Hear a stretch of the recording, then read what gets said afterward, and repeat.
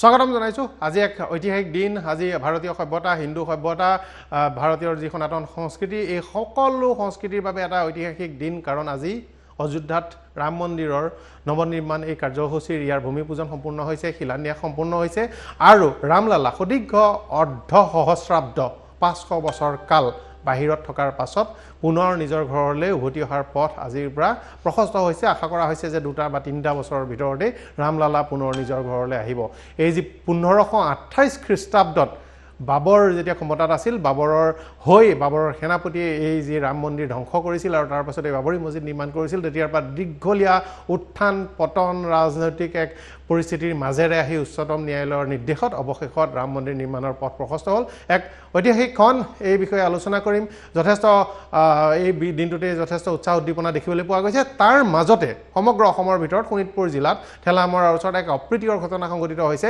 ৰাম মন্দিৰৰ শিলান্যাস উপলক্ষে তাত যি সমদল উলিওৱা হৈছিল এই সমদলত একাংশই আক্ৰমণ কৰিছে দুটা ফৈদৰ মাজত সংঘাত হৈছে গাড়ী জ্বলাই দিছে হিংসাত্মক ঘটনা মাৰপিটৰ দৰে ঘটনা সংঘটিত হৈছে আৰু ই এক সাম্প্ৰদায়িক সংঘাতৰ ৰূপ লোৱাৰ যি চেষ্টা কৰাইছে একাংশ লোকে ষড়যন্ত্ৰ কৰিছে ৰূপ দিয়াৰ সাম্প্ৰদায়িক সংঘৰ্ষৰ এই বিষয়ে আলোচনা কৰিম অতিথিসকল মই চিনাকি কৰি দিছোঁ মোৰ সৈতে উপস্থিত আছে মমিনুল আৱাল ডাঙৰীয়া ভাৰতীয় জনতা পাৰ্টিৰ পৰা মই আপোনাক স্বাগতম জনাইছোঁ ৰঞ্জীৱ কুমাৰ শৰ্মা ডাঙৰীয়া আৰএছএছ সমৰ্থক মই আপোনাক স্বাগতম জনাইছোঁ ভাৰতীয় জনতা পাৰ্টিৰ অসম ৰাজ্যিক কমিটিৰ নৱনিৰ্বাচিত উপসভাপতি আছে মোৰ সৈতে জয়ন্ত মল্ল বৰুৱা ডাঙৰীয়া আপোনাকো মই স্বাগতম জনাইছোঁ আৰু এই আজিৰ দিনটো অতি ঐতিহাসিক দিনটো মই প্ৰথমতে আৰম্ভ কৰিব বিচাৰিছোঁ ৰঞ্জীৱ শৰ্মাৰ পৰা আজি তাত মোহন ভাগৱত ডাঙৰীয়া উপস্থিত আছিল যে এক গুৰুত্বপূৰ্ণ দিন বুলি তেওঁলোকে অভিহিত কৰিছে আৰু সমগ্ৰ এই যি আন্দোলনখন দীঘলীয়া দিন ধৰি বিজেপি আৰএছএছ বিশ্ব হিন্দু পৰিষদকে ধৰি নিৰ্দিষ্ট কেইটামান সংগঠনে চলাই আছিল আৰু অযোধ্যাৰ লোকসকলৰ এই যি সহযোগিতাৰ মূৰকত আজি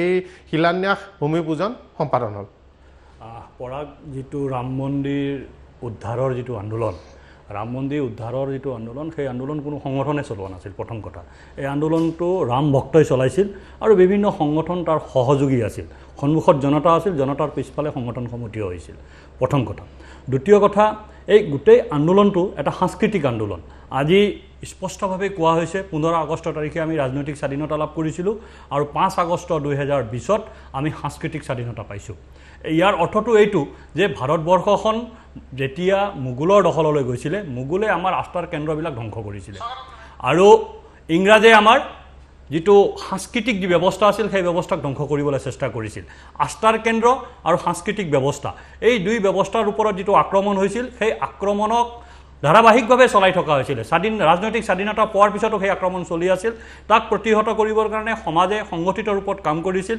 আৰু বিভিন্ন সংগঠন মই যিটো সংগঠনক কাম কৰোঁ স্বয়ংসেৱক হয় মই ৰাষ্ট্ৰীয় স্বয়ংসেৱক সংঘকে ধৰি বিশ্ব হিন্দু পৰিষদ সাধু সন্ত সমাজ বিভিন্ন সংগঠনে সমাজক সেই ক্ষেত্ৰত সহযোগৰ ভূমিকা পালন কৰিছিল আৰু সেই সহযোগ একাত্মতাৰ যিটো শক্তি সেই শক্তিয়ে আজি আহি এটা ফলাফলত উপনীত হৈছে আজিৰ দিনটো ভাৰতবৰ্ষত সাংস্কৃতিক আস্থাৰ যিবিলাক কেন্দ্ৰ আছে আমাৰ যিবিলাক আস্থা কেন্দ্ৰ আছে সেই আস্থা কেন্দ্ৰসমূহক পুনৰ স্থাপন কৰাৰ যি প্ৰক্ৰিয়া সেই প্ৰক্ৰিয়া আজিৰ দিনটোৰ পৰা আৰম্ভ হৈছে মই আপোনাক এই দৃশ্য দেখুৱাইছোঁ অসমত কিন্তু আজি তাত দুটা দৃশ্য মই আপোনালোকক দেখুৱাম তাত যি উৎসাহ উদ্দীপনা আৰু অসমৰ যি পৰিস্থিতি এই দৃশ্য যদি মই দেখুৱাব পাৰোঁ আজি ঠেলামৰাত কি ভয়ংকৰ ঘটনা সংঘটিত হ'ল এই উৎসাহ উদ্দীপনাৰ মাজতে একাংশ লোকে অপ্ৰীতিকৰ পৰিস্থিতি সৃষ্টি কৰিবলৈ চেষ্টা কৰি আছে অহৰহ সেই দৃশ্য মই এবাৰ দেখুৱাইছোঁ আজি শোণিতপুৰ জিলাৰ এই হিংসাত্মক ঘটনা এনেদৰে ৰাজপথত আজি এক সমদল উলিয়াইছিল এনেকৈ বাইক সমদল উলিয়াইছিল গাড়ীৰ সমদল উলিয়াইছিল পথ ভেটি এনেকৈ বাট বন্ধ কৰা হৈছিল আৰু বাট বন্ধ কৰি থকাৰ মাজতে হিংসাত্মক ঘটনা সূত্ৰপাত হয় গাড়ী জ্বলাই দিয়ে মাৰধৰ কৰে এয়া দৃশ্য আমি দেখুৱাইছোঁ এই দৃশ্য শোণিতপুৰ জিলাৰ এনেকৈ ভয়ংকৰ ঘটনা সংঘটিত হৈছে আৰু ইয়াক লৈ এই সমগ্ৰ এলেকাটো উত্তপ্ত হৈ পৰিছে ইতিমধ্যে আৰক্ষীৰ এটা দল গৈ ঘটনাস্থলীত উপস্থিত হৈছে গাড়ী ইত্যাদি জ্বলাই দিয়া হৈছে এনেদৰে সমদল কৰি গৈ থাকোঁতে তাত একাংশ লোকে সেই অঞ্চলটোৰ বাসিন্দা বুলি জানিব পৰা গৈছে তেওঁলোকে আক্ৰমণ কৰিছে ইয়াকে লৈ দুটা ফৈদৰ মাজত এক সাম্প্ৰদায়িক সংঘাতৰ ৰূপ দিয়াৰ চেষ্টা চলিছে আৰু এই ঘটনা সংঘটিত হৈছে আমি দেখিছোঁ কেমেৰাৰ সন্মুখত এয়া পানী পথাৰত লোক দেখিবলৈ পোৱা গৈছে হাতে হাতে লাঠি আছে আৰু এইফালে দেখিবলৈ পোৱা গৈছে যে ইয়াত আৰক্ষী আছে CRPFৰ জোৱান হ'ব পাৰে তেওঁলোকক দেখিবলৈ পাইছোঁ এক পৰিস্থিতি তেওঁলোকে কি কথা পাতিছে এবাৰ যদি আমি শুনিব পাৰোঁ আৰু এই দৃশ্য অত্যন্ত দুৰ্ভাগ্যজনক দৃশ্য মই মমিনুল আউৱাল ডাঙৰীয়াৰ ওচৰলৈ আহিম মমিনুল আউৱাল ডাঙৰীয়াৰ নিশ্চিতভাৱে এই ঘটনাৰ ওপৰত বক্তব্য থাকিব অযোধ্যাৰ ভিডিঅ' যদি আমি দেখিব পাৰোঁ প্ৰধানমন্ত্ৰী আজি শিলান্যাস কৰাৰ প্ৰধানমন্ত্ৰী ভূমি পূজনৰ যদি ভিডিঅ' দেখিব পাৰোঁ এক ভয়ংকৰ ঘটনা এনেদৰে সমদল কৰি যোৱা লোকৰ গাড়ী ইত্যাদি জ্বলাই দিয়া হৈছে আৰু এয়া অযোধ্যা তাৰ পূৰ্বে এনেদৰে শিলান্যাস কৰা হৈছিল কালিৰ নিশাৰ দৃশ্য এয়া অযোধ্যা মায়াময় ৰূপ হৈছে জয়ন্ত মল্ল বৰুৱা ডাঙৰীয়া এই সমগ্ৰ দিনটো আজি এক গুৰুত্বপূৰ্ণ দিন বিশেষকৈ ভাৰতীয় জনতা পাৰ্টিৰ প্ৰতিজন কাৰ্যকৰ্তাৰ বাবে এক গুৰুত্বপূৰ্ণ দিন আৰু ভাৰতীয় জনতা পাৰ্টিৰ কাৰ্যকৰ্তাসকলে আজিৰ এই দিনটো সমগ্ৰ আজি পুৱাৰে পৰা এই কাৰ্যক্ৰমণিকা সকলোৱে অংশগ্ৰহণ কৰিছে আৰু এই দিনটোত আনন্দ প্ৰকাশ কৰিছে জয়ন্ত মল্ল বৰুৱা আজিৰ দিনটো ভাৰতবৰ্ষৰ এক ঐতিহাসিক দিন আমাৰ ৰঞ্জীৱ শৰ্মা ডাঙৰীয়াই কৈছে যে আজি সাংস্কৃতিক স্বাধীনতাৰ কথা কোৱা হৈছে আজি ভাৰতবৰ্ষত ৰাম জন্মভূমিৰ ৰাম মন্দিৰ স্থাপন হোৱাটো বা ৰাম জন্মভূমিত ৰাম মন্দিৰৰ শিলান্যাস হোৱাটো কোনো আধ্যাত্মিক কথা নহয় এয়া ভাৰতবৰ্ষৰ সাংস্কৃতিক যুঁজ আছিল আজি সাংস্কৃতিক স্বাধীনতা আমি পাইছো আজি ভাৰতবৰ্ষৰ এই ভাৰতীয় সংস্কৃতিক স্বাধীনতাৰ কালৰ আগৰ পৰাই আজিৰ পৰা সেই বাবৰৰ দিনৰ পৰাই বা মোগল আক্ৰমণৰ দিনৰ পৰাই ভাৰতবৰ্ষৰ সংস্কৃতিক কুঠাৰঘাত কৰি এই সংস্কৃতিক নিষেধ কৰাৰ কাৰণে পৰিকল্পনা আৰম্ভ হৈছিল মোগলৰ দিনতো হৈছিল ইংৰাজৰ দিনতো হৈছিল আনকি স্বাধীনতাৰ পিছৰ কালত ইংৰাজৰ পোষ্যপুত্ৰ হিচাপে থকা কিছু ৰাজনৈতিক দলে সেই ধাৰাটোকে অব্যাহত ৰাখিছিল যাৰ কাৰণে আমি স্বাধীনতাৰ ৭০টা বছৰ অতিক্ৰম কৰিব লগা হ'ল অৱশেষত উচ্চতম ন্যায়ালয়ৰ এই ৰায়ে সকলো ভাৰতীয়ক আনন্দত উৎফুল্লিত কৰি তুলিলে আজি উচ্চতম ন্যায়ালয়ৰ ৰায়ে ভাৰতবৰ্ষক এই সাংস্কৃতিক স্বাধীনতা দিছে ভাৰতবৰ্ষৰ সংস্কৃতিক প্ৰতিষ্ঠা কৰাৰ কাৰণে এই ৫০০ বছৰ জোৰা দিয়া এক সংগ্ৰাম আছিল এই সংগ্ৰামৰ আজি পৰিসমাপ্তি ঘটিলে আজি তাত মাননীয় নৰেন্দ্ৰ মোদী ডাঙৰীয়াই শিলান্যাস কৰি বা ভূমি পূজন কৰি ভাৰতবৰ্ষৰ সাংস্কৃতিক স্বাধীনতাক আৰু এক পদক্ষেপ আগুৱাই লৈ গ'ল আৰু এই সময়ত অসমৰ দৰে এই অঞ্চলত এই ধৰণৰ যি হিংসাত্মক ঘটনা সি সঁচাকৈ নিন্দনীয় গৰিহণাৰ যোগ্য আজি ভাৰতবৰ্ষই এতিয়া ধৰ্মীয় কথা চিন্তা কৰিবই নালাগে ভাৰতবৰ্ষৰ সংস্কৃতি যেতিয়া প্ৰতিষ্ঠা হৈছে এই সংস্কৃতিক ধ্বংস কৰিব ওলোৱা কিছু লোকে এই কথাটো সহ্য কৰিব পৰা নাই তেওঁলোকে এই কাৰণ এই অঞ্চলটো আমাৰ অসমৰ এই অঞ্চলটো বহুত মানুহে হয়তো আমি যেতিয়া এই কথাবিলাক কওঁ উপলুঙাৰ দৃষ্টিৰে উৰাই দিব খোজে বা সাম্প্ৰদায়িক কথাৰ মাজেৰে এইবিলাক ঠেলি দিব খোজে কিন্তু ভাৰতবৰ্ষৰ এই উত্তৰ পূৰ্বাঞ্চল বা অসমখনক বহু পৰিকল্পিতভাৱে এচাম মানুহে আমাৰ এই ভাৰতীয় সংস্কৃতি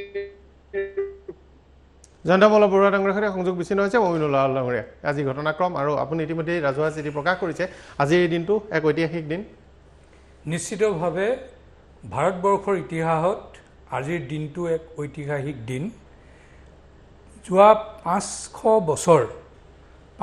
বছৰৰ পিছত এটা বিষয় ন্যায়ালয়ৰ যোগেদি এটা সমাপ্তিৰ দিশত আগবাঢ়িছে আৰু ন্যায়ালয়ৰ সেই সিদ্ধান্তক সমগ্ৰ ভাৰতবৰ্ষৰ জনসাধাৰণে শ্ৰদ্ধা জনাইছে আৰু মানি লৈছে তাৰ পিছত আমাৰ যিটো ঐতিহ্য পৰম্পৰা কৃষ্টি সংস্কৃতি যিবিলাক বিষয় জড়িত হৈ আছে ৰাম মন্দিৰ কেৱল এখিনি মানুহৰ কাৰণে এটা ধৰ্ম অৱলম্বন কৰা মানুহৰ কাৰণে এক মুহূৰ্তৰ বাবে এই মুহূৰ্তত এটা ব্ৰেকিং নিউজ আহিছে আমি এই ব্ৰেকিং নিউজ দেখুৱাম শূন্যলৈ গুলীচালনা হৈছে এই যি শোণিতপুৰ এই ঘটনা আৰু এক অপ্ৰীতিকৰ পৰিস্থিতিৰ সৃষ্টি হৈছে আৰক্ষীয়ে লাঠিচালনা কৰিবলগীয়া হৈছে এই মুহূৰ্ততো তাত আক্ৰমণ প্ৰত্যাক্ৰমণ চলি আছে আৰু এই হিংসাত্মক ঘটনাৰ ৰূপ লৈছে আৰু আৰক্ষীৰ দল বৃহৎ দল তাত ইতিমধ্যে মোতায়েন কৰা হৈছে আৰু এই দৃশ্য আমি এবাৰ দেখুৱাইছোঁ ঘটনাস্থলীৰ পৰা এই মুহূৰ্তত পৰিস্থিতি উত্তপ্ত হৈ পৰিছে আৰক্ষীয়ে লাঠিচালনা কৰিছে এনেকৈ একাংশ লোকে আক্ৰমণ কৰিবলৈ চেষ্টা কৰিছে আৰু প্ৰত্যাক্ৰমণ কৰিবলৈ চেষ্টা কৰিছে ইয়াৰ মাজতে আৰক্ষীৰ দল উপস্থিত হৈছে শূন্যলৈ গুলীচালনা কৰিছে আৰু পৰিস্থিতি নিয়ন্ত্ৰণ কৰিবলৈ আৰক্ষীয়ে চেষ্টা অব্যাহত ৰাখিছে এই দৃশ্য আমি শোণিতপুৰৰ পৰা এই মুহূৰ্তত দেখুৱাই আছোঁ ৰাজপথত যথেষ্ট সংখ্যক আৰক্ষীয়ে টহল দিছে আৰু আৰক্ষীয়ে পৰিস্থিতি নিয়ন্ত্ৰণ কৰিবলৈ চম্ভালিবলৈ চেষ্টা কৰিছে আজি ইয়াৰ পূৰ্বে খন্তেক সময়ৰ পূৰ্বে আজি বিয়লিৰ ভাগত এক বিজয় সমদল আজি এক সমদল ক্ষমা কৰিব উলিওৱা হৈছিলে এক সমাৱেশ উলিওৱা হৈছিলে কাৰ ৰেলী আৰু বাইক ৰেলী উলিওৱা হৈছিলে আজি ভূমি পূজন আৰু শিলান্যাস ৰাম মন্দিৰৰ ইয়াৰ এই লগত সংগতি ৰাখি আৰু ইয়াৰ পাছতে এই হিংসাত্মক ঘটনা সংঘটিত হ'ল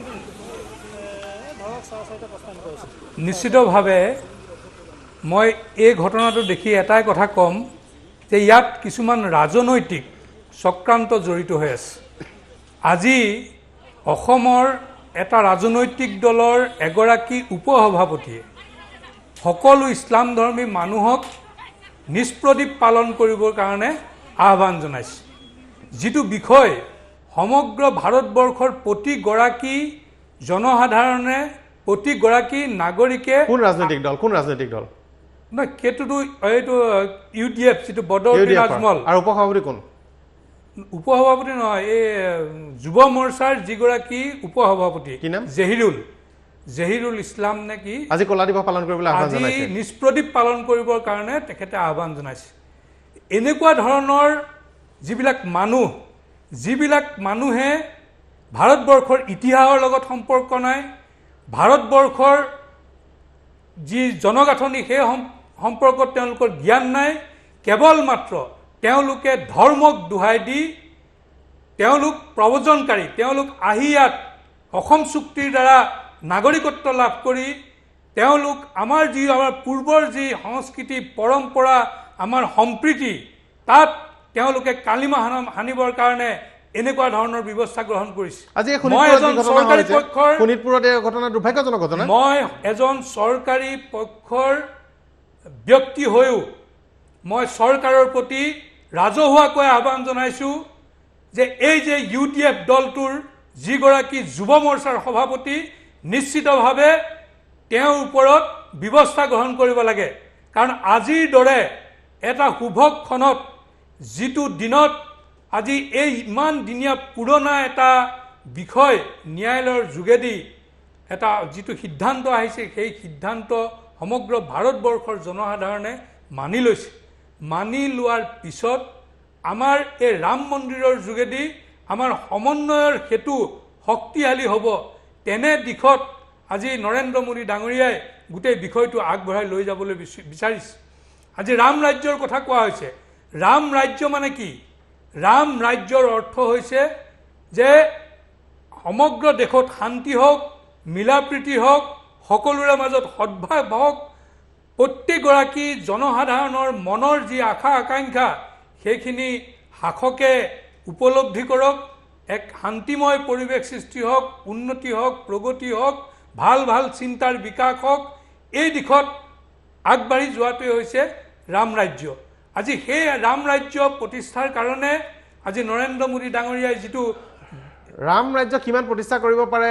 সেইটো এটা এতিয়াও প্ৰশ্নবোধক আছে কিন্তু মন্দিৰ নিৰ্মাণ হ'ব এই কথাটো নিশ্চিত আপোনালোকৰ দিনত আহিম আপুনি কেইবাটাও গুৰুত্বপূৰ্ণ বিষয় উপস্থাপন কৰিছে ৰঞ্জীৱ শৰ্মা শোণিতপুৰৰ ঘটনা বৰ দুৰ্ভাগ্যজনক সমগ্ৰ অসমত ক'তো হোৱা নাই আজি শোণিতপুৰৰ দুইটা ভিডিঅ' দেখুৱাম আমি দুইটা ভিডিঅ' দেখুৱাম দিনৰ আৰু এই ৰাতিৰ দুইটা ভিডিঅ' যদি আমি টু উইণ্ড' কৰি দেখুৱাব পাৰোঁ এতিয়া চাওক মানে যেতিয়া ৰাম মন্দিৰৰ জাজমেণ্ট আহিছিলে ৰাম মন্দিৰৰ জাজমেণ্ট অহাৰ লগে লগে এটা কথা কোৱা হৈছিলে যে কোনেও ফূৰ্তি কৰিব নালাগে চাকি জ্বলাব নালাগে উৎপাত মানে শোভাযাত্ৰা এইকাৰণে কৰিব নালাগে এই কামটো কৰিলে মুছলমান সম্প্ৰদায়ৰ মানুহৰ মনত আঘাত হ'ব পাৰে যে হিন্দুৱে নিজৰ বিজয় আমাৰ ওপৰত জাপি দিব খুজিছে সেইটো আমি সহনশীলতাৰে সেই কথাটো সেই সময়ত কৈছিলোঁ আৰু আমি কৰা নাছিলোঁ আজি ৰাম মন্দিৰৰ শিলান্যাস কৰা হৈছে ভূমি পূজন কৰা হৈছে তাৰ ওপৰলৈ শান্তিপূৰ্ণ সমাদক আপুনি দেখিছে তেওঁলোকে মটৰচাইকেলত জয় শ্ৰীৰাম বুলি কৈ ৰাস্তাৰে গৈ আছিলে গৈ থকা মানুহক আগচি ধৰি মাৰপিট কৰা হৈছে এটা অপৰাধী কোন জয় শ্ৰীৰাম বুলি শান্তিপূৰ্ণভাৱে ছ'চিয়েল ডিষ্টেঞ্চ মেইনটেইন কৰি শোভাযাত্ৰা কৰি গৈ থকা মানুহখিনি তাকো বাইকত কাৰো ঘৰত যোৱা নাই চৰকাৰী ৰাস্তাত গৈছে সেই মানুহখিনিক আগভেটি ধৰি পেলাই আক্ৰমণ কৰাসকল অপৰাধী হয়নে নহয় তেওঁলোকৰ বিৰুদ্ধে ব্যৱস্থা ল'ব লাগে নে নালাগে আপুনি চাওক এওঁলোকে ৰাস্তাত গৈ আছে তেওঁলোকক আগভেটি ধৰা হৈছে জাঠি জোং লৈ পেলাই যোৱা নাই চিম্পুলভাৱে গৈ আছে এই মানুহখিনিক আগভেটি ধৰি পেলাই আক্ৰমণ কৰা হৈছে অপৰাধী কোন আৰু যিটো জেগাত আক্ৰমণ হৈছে তেওঁলোক চিধা চিধি তেওঁলোক প্ৰব্ৰজনকাৰী আজি 10 বছৰ আগলৈকে পম্পোৱা মানুহখিনি তাত নাছিলে মইতো সেই অঞ্চলৰে যুৱক মইতো দেখা নাছিলোঁ তেওঁলোকতো প্ৰব্ৰজনকাৰী হয় যিটো মমিনুল্লাহে কৈছে অসম চুক্তিৰ কুৰুঙা লৈ পেলাই তেওঁলোক আহিছে আৰু তেওঁলোকে আজিৰ তাৰিখত বৰচলা সমষ্টিখন শক্তিৰে তেওঁলোকে দখল কৰিব খুজি আছে তাৰে এইটো এটা ইংগিত এনেদৰে সমদলটো চহৰ পাৰ হৈ গৈছে চহৰ পাৰ হৈ 5 কিলোমিটাৰ গৈছে তাৰ পাছতে গাড়ী জ্বলাই দিছে বাইক জ্বলাই দিছে আৰু আমি কেমেৰা সন্মুখত সেয়া দেখিবলৈ পাইছো হাতে হাতে লাঠি আছে অজস্ৰ লোক হাতে লাঠি আছে মানুহখিনি চব কেনেকৈ আহিছে মানুহখিনি কি দৰকাৰ তেওঁলোক ঘৰৰ পৰা এনেদৰে ওলাই আৰু কোনোবাই নিশ্চয় সংগঠিত কৰিছে নহ'লে ইমান জাক জাক মানুহ কেনেকৈ আহিব অজস্ৰ মানুহ ৰাজপথলৈ ওলাই আহিছে লাঠি লৈ আৰু ৰাজপথৰ এই যি ঘটনা এনেদৰে ৰাজপথ অৱৰোধ কৰিছে আৰু এই সমগ্ৰ ঘটনা মই এবাৰ জয়ন্ত মল্ল বৰুৱা ডাঙৰীয়াৰ ওচৰলৈ গৈছোঁ এক দুৰ্ভাগ্যজনক ঘটনা শোণিতপুৰ জিলাত সংঘটিত হৈছে আৰু এই মুহূৰ্তত তাত শূন্যলৈ গুলীচালনাৰ দৰে ঘটনা হৈছে লাঠি চাৰ্জ কৰিবলগীয়া পৰিস্থিতি হৈছে পৰিস্থিতি নিয়ন্ত্ৰণ কৰিবলৈ অধিক নিৰাপত্তা বাহিনী মোতায়েন কৰিবলগীয়া হৈছে আৰু এই সমগ্ৰ ঘটনা সংঘটিত হৈছে আজি ৰাম মন্দিৰ নিৰ্মাণ উপলক্ষে তাৰ যি শিলান্যাস আৰু ভূমি পূজন উপলক্ষে বাইক ৰেলী উলিওৱা হৈছিল এই ৰেলীত আক্ৰমণ কৰিছে গাড়ী জ্বলাই দিছে মাৰধৰ কৰিছে আৰু বহু কেইজন লোক আহত হৈছে জয়ন্ত মল্ল বৰুৱা ডাঙৰীয়া চাওক এই ঘটনাটো অকল দুৰ্ভাগ্যজনক হতাশাজনক নিন্দনীয় এই কথাবিলাক ক'লেই নহ'ব এই কথাটো এইটোৱে যে এইটো এটা পৰিকল্পিত আৰু এই পৰিকল্পনা আজি নহয় এই কথাবিলাকে আমি ভাৰতীয় মানুহে উপলব্ধি কৰিব লাগে এই পৰিকল্পনা আজি নহয় এই পৰিকল্পনা প্ৰাক স্বাধীনতাৰ দিনৰ পৰাই চলি আহিছে এছাম লোকে এছাম মানুহে এই ভাৰতবৰ্ষৰ এই উত্তৰ পূব অঞ্চল এই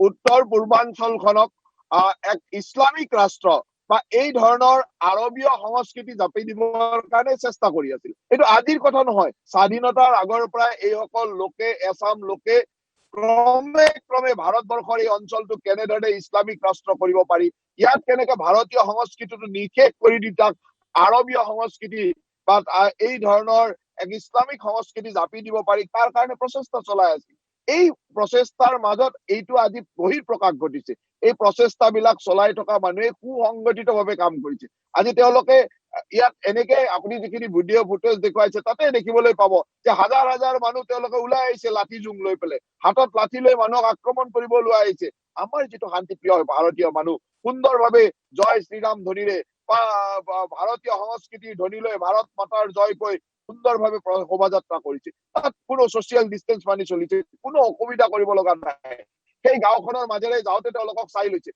ঘূৰি অহাৰ সময়ত তেওঁলোকক তেনেকে আক্ৰমণ কৰা হৈছে আৰু এইটো কিমান নিন্দনীয় ঘটনা আৰু এই ঘটনাটো যে সম্পূৰ্ণ পৰিকল্পিতভাৱে কৰা হৈছে এইটো দেখিলেই গম পায় গতিকে এই পৰিকল্পনা আজি আমি পৰিকল্পনাটো আজিৰ ঘটনাৰ পৰিকল্পনা দেখিছো কিন্তু এই ঘটনাটো আজিৰ ঘটনাৰ পৰিকল্পনাৰ কথা কৈ লাভ নাই এই গোটেই পৰিকল্পনাটো স্বাধীনতাৰ আগৰ পৰা এছাম লোকে কৰি আহিছে এটা শক্তিয়ে কৰি আহিছে ভাৰতবৰ্ষৰ এই অসম প্ৰদেশখনক বা উত্তৰ পূৰ্বাঞ্চলক কেনেকে ইছলামিক ৰাষ্ট্ৰ কৰিব পাৰি কেনেকে ভাৰতীয় সংস্কৃতি নিষেধ কৰি দি ইয়াত আৰবীয় সংস্কৃতি জাপি দিব পাৰি সেই কাম এছাম লোকে কৰি আহিছে আৰু যাকে যাকে প্ৰব্ৰজনকাৰী আহি ইয়াত ভৰ্তি হৈ পৰিছে আজি ইয়াত খিলঞ্জীয়া মানুহৰ অস্তিত্ব নোহোৱা কৰি পেলাইছে খিলঞ্জীয়া মানুহৰ অস্তিত্বৰ প্ৰতি সংঘাত আনিছে গতিকে এই কথাবিলাক আমি বুজি উঠিবৰ হ'ল আৰু তাৰ বিপক্ষে আমি থিয় দিবৰ হ'ল আৰু আমি কঠোৰভাৱে মাৰ বান্ধি থিয় দিব লাগিব ইয়াত কোনো বেলেগ কথা হ'ব নোৱাৰে এই কথাবিলাক আমি অতি কঠোৰ দৃষ্টিৰে চাব লাগিব যে হয়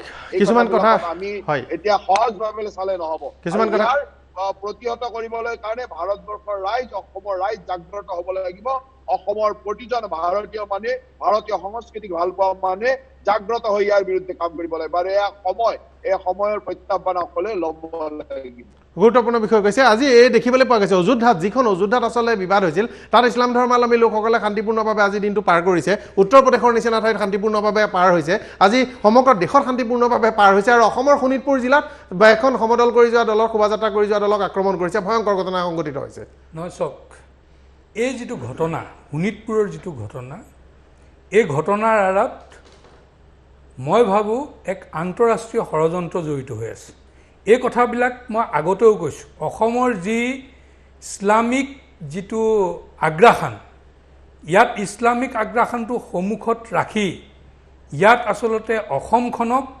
এখন প্ৰব্ৰজিত মুছলমানৰ ৰাজ্য কৰিবৰ কাৰণে অসমৰ বহু সংগঠন বহু মানুহ বহু বুদ্ধিজীৱী বহু ৰাজনীতিবিদ স্বাধীনতাৰ আগৰে পৰা বৰ্তমানৰ সময়লৈকে নিৰবিচ্ছিন্নভাৱে তেওঁলোকে পৰিকল্পনা কৰি আছে তেওঁলোকৰ একমাত্ৰ পৰিকল্পনা হৈছে যে যিকোনো বিষয়ত মানুহক উত্তেজিত কৰিব লাগে আৰু খুব পৰিকল্পিতভাৱে অসমখনক প্ৰব্ৰজিত মুছলমানৰ অধিকাৰ থকা প্ৰব্ৰজিত মুছলমানৰ শক্তি থকা এখন অসম প্ৰব্ৰজিত মুছলমানৰ দ্বাৰা অসমখন চলাবৰ কাৰণে তেওঁলোকে পৰিকল্পিতভাৱে কাম কৰি আছে সকলো মানুহ নহয় সকলো ইছলাম ধৰ্মী বা মুছলমান নহয় আপুনি ইছলাম ধৰ্মী মানুহ মই নিজে এজন ইছলাম ধৰ্মী মানুহ অসমত বিশেষকৈ যিবিলাক মানুহে অসম চুক্তিৰ দ্বাৰা নাগৰিকত্ব লাভ কৰিছে 80 লাখ হ'ব পাৰে, 70 লাখ হ'ব পাৰে, 60 লাখ হ'ব পাৰে।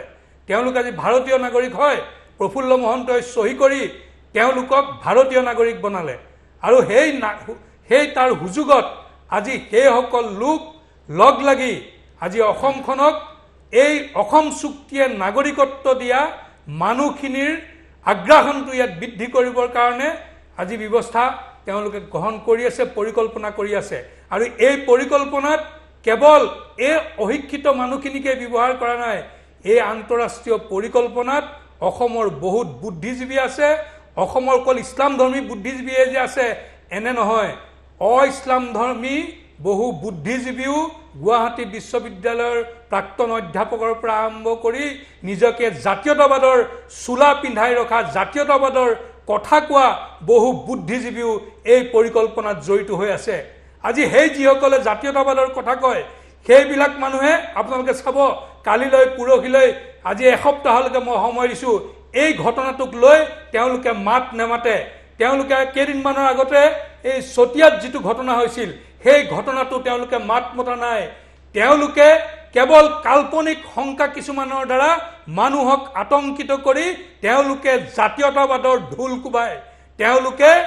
তেওঁলোকে যি অসম চুক্তিক বিৰোধিতা কৰি, অসম আন্দোলনক বিৰোধিতা কৰি জন্ম হোৱা ৰাজনৈতিক দলৰ সমৰ্থন লৈ যি 1983 চনৰ দৰে অসমত বিভেষিকা নমাই অনা কংগ্ৰেছ দলৰ দৰে দলৰ সমৰ্থন লৈ তেওঁলোকে ক্ষমতাৰ কাৰণে ৰাজ্যসভালৈ নিৰ্বাচিত হৈ যাবলৈও তেওঁলোকে কুণ্ঠাবোধ কৰা নাই। তেওঁলোকে জন্মৰ পৰাই জাতীয়তাবাদৰ কথা কয়, কিন্তু এইটো কি জাতীয়তাবাদ? কংগ্ৰেছ আৰু UDFৰ সমৰ্থন লৈ ৰাজ্যসভালৈ দৌৰ মাৰিব। এইবিলাক মানুহৰ কাৰণেই আজি অসমত এই প্ৰব্ৰজিত মুছলমান মানুহৰ দপদপনি বৃদ্ধি পাইছে। ৰঞ্জীৱ কুমাৰ মানে কৰে গোটেই ঘটনাটো পৰাগ আমি যিটো মমিমুল্লাই যিটো কৈছে যে ওৰাঙৰ পৰা, ওৰাঙৰ যিটো ফৰেষ্ট আছে, ওৰাং ফৰেষ্টৰ এক্সটেনশ্যনটো বৰচলাৰ বেকচাইডত পৰে ব্ৰহ্মপুত্ৰৰ পাৰত। সেইখিনি জেগাৰ পৰা বিশ্বনাথ চাৰিআলিৰ চাপৰিলৈকে এই মাজৰ জেগাখিনি আপুনি যদি চায় তেতিয়াহ'লে পমুৱা মুছলমানৰ নতুন আগ্ৰাসনৰ টাৰ্গেট হৈ পৰিছে সেই জেগাটো। কিয়নো সেই জেগাখিনি অলপ খালী আছে, তাত জনগাঁথনি অলপ পাতল আছে, মানুহ কমকৈ থাকে। সেই জেগাবিলাকত আমাৰ অসমীয়া খিলঞ্জীয়া মানুহখিনি, খিলঞ্জীয়া মুছলমানো আছে তাত, তেজপুৰ চহৰত আছে, বিশ্বনাথ চাৰিআলি চহৰত আছে। তেওঁলোকে পাম খেতি কৰে। সেই জেগাবিলাক তেওঁলোকে জোৰ জবস্তি দখল কৰিবলৈ লৈছে। এই জোৰ জবস্তি দখল কৰিবলৈ যাওঁতে তাত তেওঁলোকে ৰাতিৰ ভিতৰতে গাঁও পাতিছে, ৰাতিৰ ভিতৰতে তেওঁলোকে থাকিবলৈ লৈছে। মই কোৱা নাই তেওঁলোক চব বিদেশী মানুহ বুলি, কিন্তু তেওঁলোক গৈছে ক'ৰবাৰ পৰা, তাৰ স্থানীয় মানুহ নহয়। সেই মানুহখিনিক এভেকশ্যন কৰিব লাগে। আজি যিটো জেগাত ঘটনাটো হৈছে ঠেলামৰাৰ, সেই জেগাত আপুনি ফুটেজত দেখুৱাই আছে তেওঁলোক ৰাস্তাত গৈ আছে, ৰেলী এটা পথাৰত সংগঠিত মানুহ একত্ৰিত হৈছে। তাৰপিছত তেওঁলোক আৰু এনেকৈ যদি ৰেলী এটা ওলোৱাৰ সময়ত লাঠি জোং লৈ মতাই মাইকীয়া পুৰুষে মহিলাই যদি থাকে, হিংসাত্মক ঘটনাৰ সূত্ৰপাত হ'বই। আৰু ৰেলী কৰাসকলে যে আক্ৰমণ কৰা নাই, বহু ক্ষেত্ৰতে আক্ৰমণ কৰিব পাৰে উত্তেজিত হয়।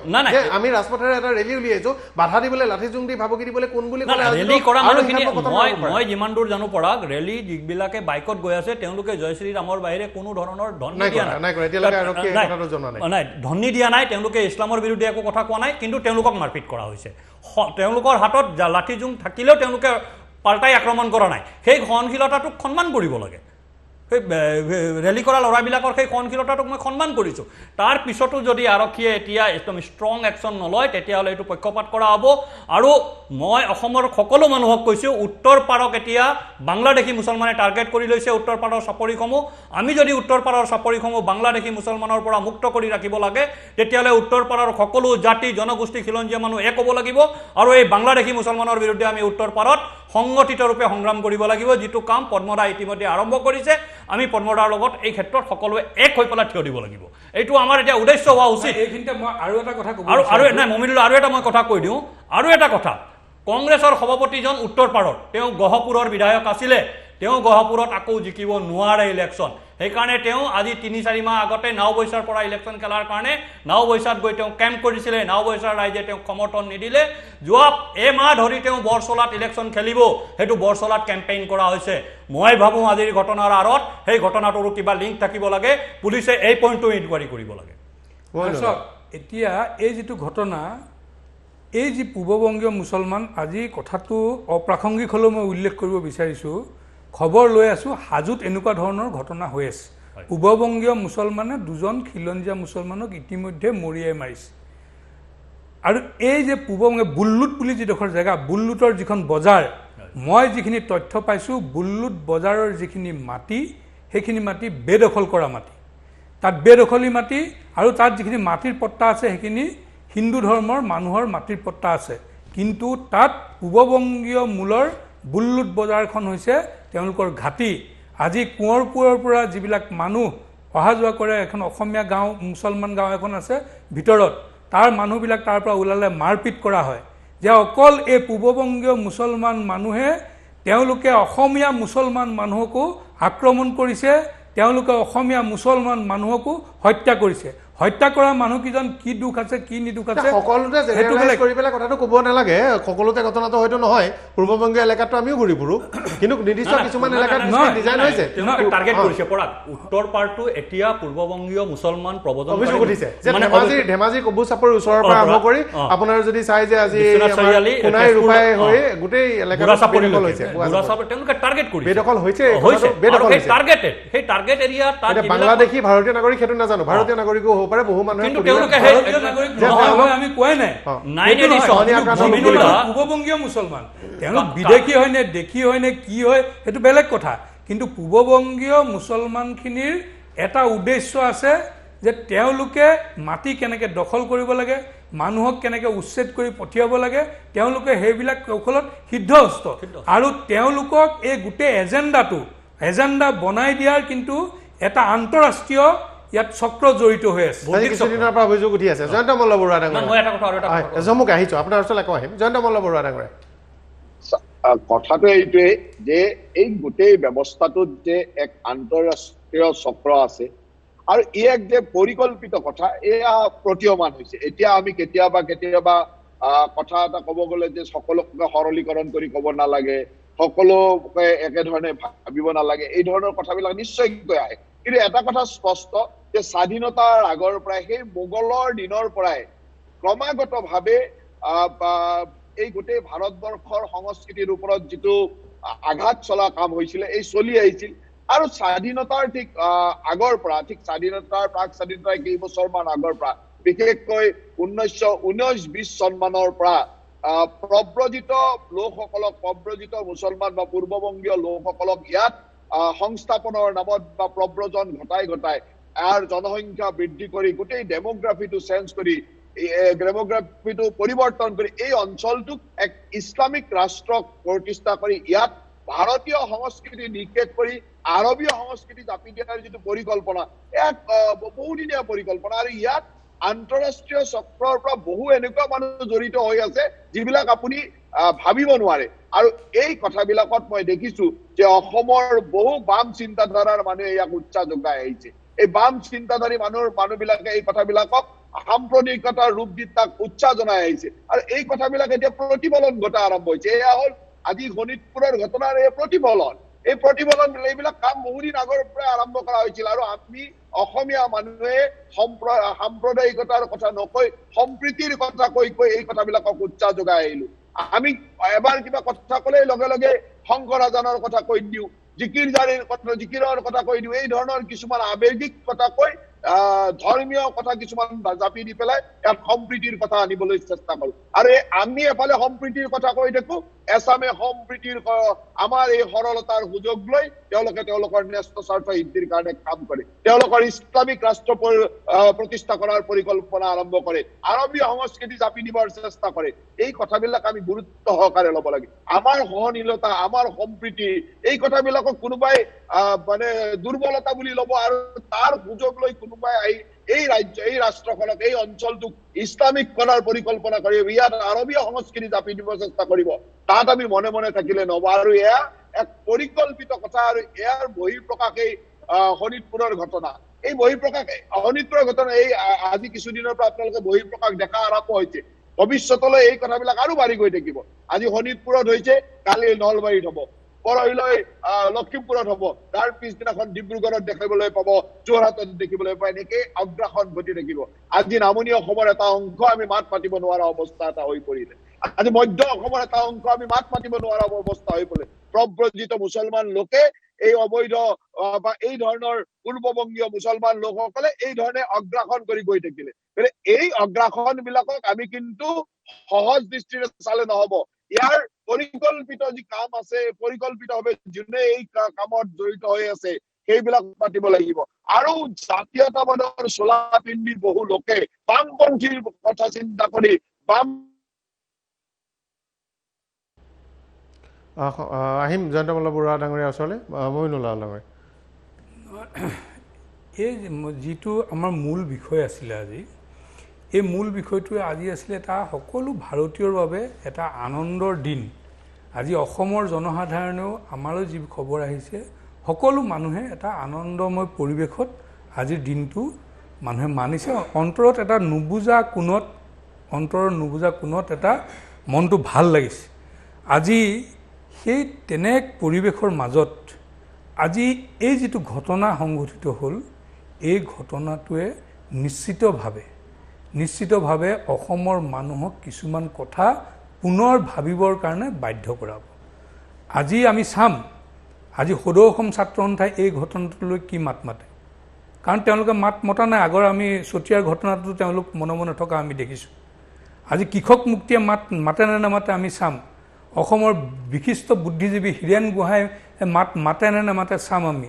জাতীয়তাবাদী নেতা আমাৰ এই অদীপ ফুকন ডাঙৰীয়াই মাতে নে নামাতে চাম।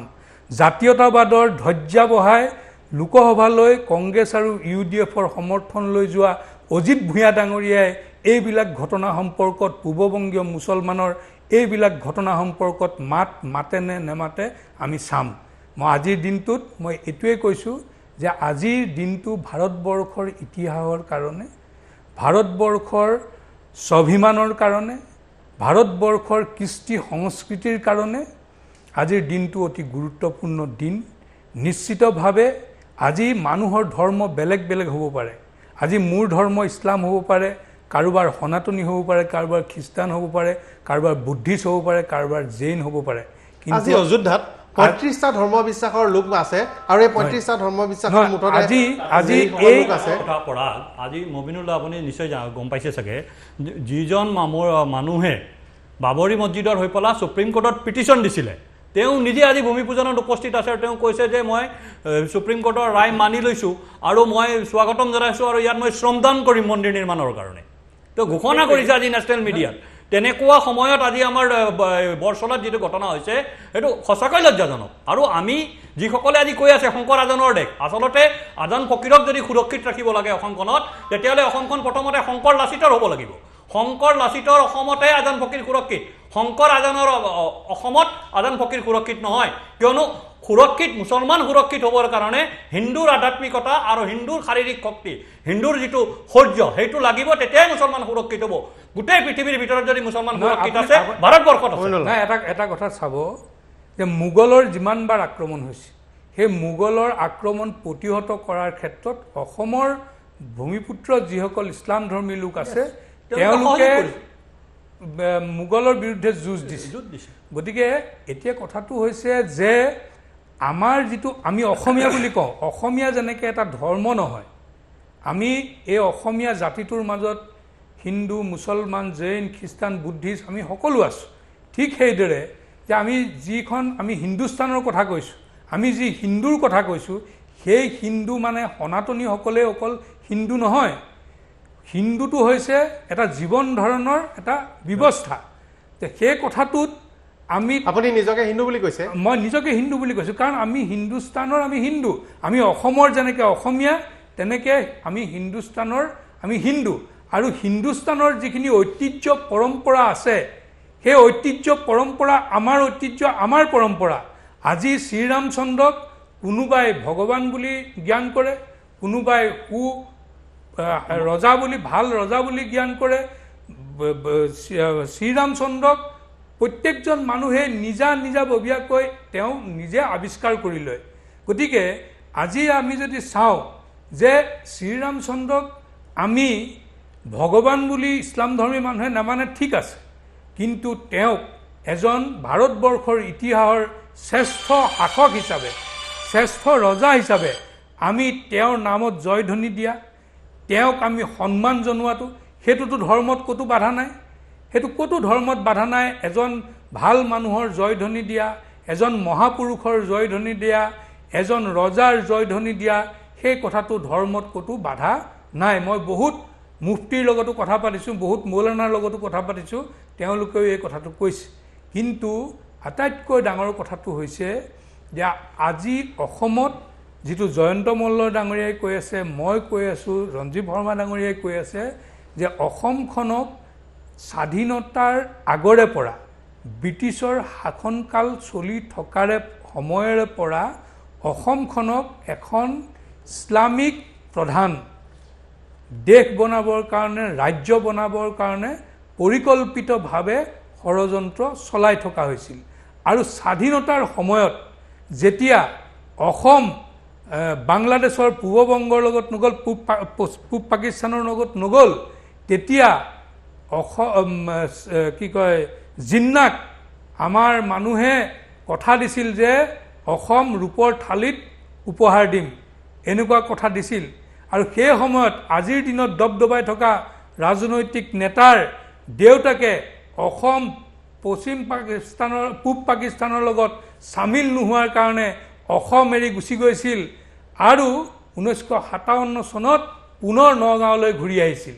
গতিকে এনেকুৱা মানুহ আছে। গতিকে আমাৰ অসমখনক স্বাধীনতাৰ পিছতো যে কংগ্ৰেছ দলটোৱে নিশ্চিতভাৱে খুব পৰিকল্পিতভাৱে এইখনক এখন ইছলামিক প্ৰধান দল কৰিবৰ ৰাজ্য কৰিবৰ কাৰণে তেওঁলোকে পৰিকল্পিতভাৱে এই কামটো কৰি আছিল। কিন্তু কংগ্ৰেছ দলটোক আজি মই এই মঞ্চৰ পৰা তেওঁলোকক গাত চিকুট মাৰি চাবৰ কাৰণে মই অনুৰোধ জনাইছোঁ, সন্মুখত কংগ্ৰেছ দলটোৰ গ্লাছ এখনৰ সন্মুখত থিয় হওক। তেওঁলোকে দেখিব অসমক কিন্তু কোনোদিনে পূৰ্ববংগীয় মুছলমান প্ৰধান ৰাজ্য বনাব কংগ্ৰেছে নোৱাৰে। কিন্তু কংগ্ৰেছ দলটোহে পূৰ্ববংগীয় মুছলমানৰ অধিপত্য থকা, সংখ্যাত বেছি থকা, পূৰ্ববংগীয় মুছলমানৰ MLA সংখ্যাত বেছি থকা এটা ৰাজনৈতিক দলত পৰিণত হৈছে। অৰ্থাৎ বৰ্তমান সময়ত ৰিপুণ বৰা ডাঙৰীয়াৰ নেতৃত্বত যিটো কংগ্ৰেছ দল আছে, এই কংগ্ৰেছ দলটো এতিয়া পূৰ্ববংগীয় মুছলমানৰ এটা ৰাজনৈতিক দলতহে পৰিণত হৈছে। এতিয়া চাওক, আমি আজি আলোচনা কৰিবলৈ আহিছিলোঁ ৰাম মন্দিৰ, ইমান এটা পবিত্ৰ দিনত আমি আলোচনা কৰিব লগা হৈছে সংঘাতৰ বিষয়ে।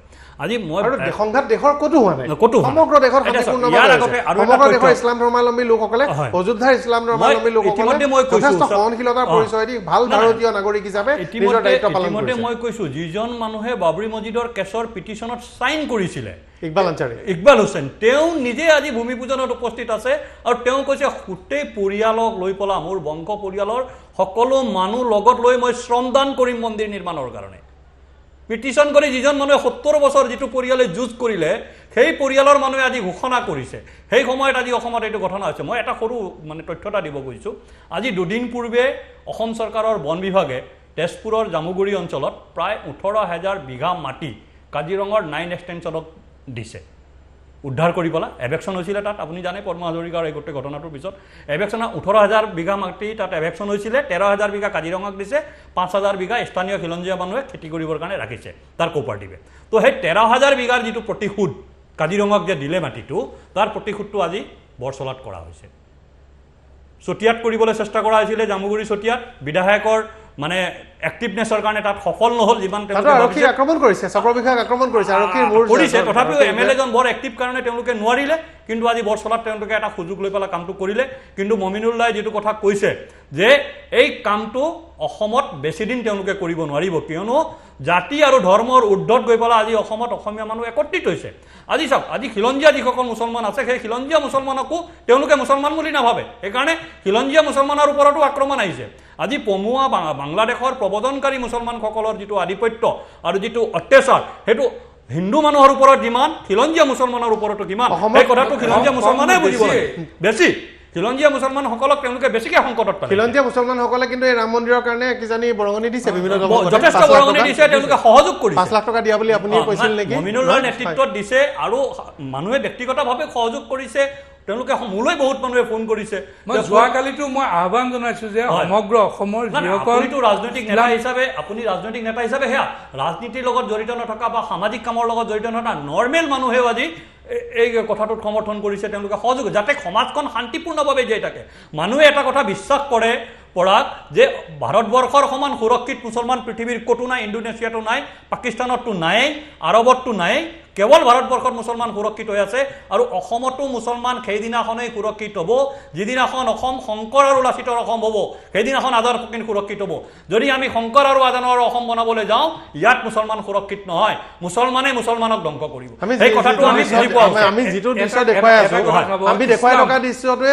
ভাৰতৰ আচলতে প্ৰতিফলন এই দৃশ্যটোত আপুনি চাব কেইবাটাও বেলেগ বেলেগ ধৰ্মাৱলম্বী লোক তাত এই আৰতি কৰি আছে আপুনি যদি স্ক্ৰীনত আমি যদি দেখো ইয়াত বেলেগ বেলেগ ধৰ্মৰ লোকে বেলেগ বেলেগ ধৰণে এই চোৱাৰ লৈ পেলাই তেওঁলোকে কৰিছে মম লৈ পেলাই আজি পূজা কৰিছে এনেকৈ আছে জৈন আছে বুদ্ধিষ্ট আছে বেলেগ বেলেগ ধৰ্ম আছে মুছলমান আছে সব আছে এতিয়া চাওক এই যে ইছলাম যিসকল ইছলামৰ অৰ্থ বুজি নাপায় আজি যি মুছলমান ইছলাম মানে কি হ'ল শান্তি কিন্তু অশান্তিৰ মূল এই ইছলাম ধৰ্ম মানা এইবিলাক পূৰ্ববংগীয় মুছলমান আজি অশান্তিৰ মূল হৈছে অসমত আজি গোটেই অসমখন আমি যদি চাওঁ যে স্বাধীনতাৰ পিছৰে পৰা বিশেষকৈ 1979 চনৰ পিছৰে পৰা অসমত অশান্তিৰ মূল কাৰণটোৱে হৈছে এই পূৰ্ববংগীয় মুছলমানসকল আজি তেওঁলোকৰ যিটো ব্যৱহাৰ তেওঁলোকৰ যিটো আচৰণ তেওঁলোকৰ যিটো কৰ্মপন্থা তেওঁলোকৰ যিটো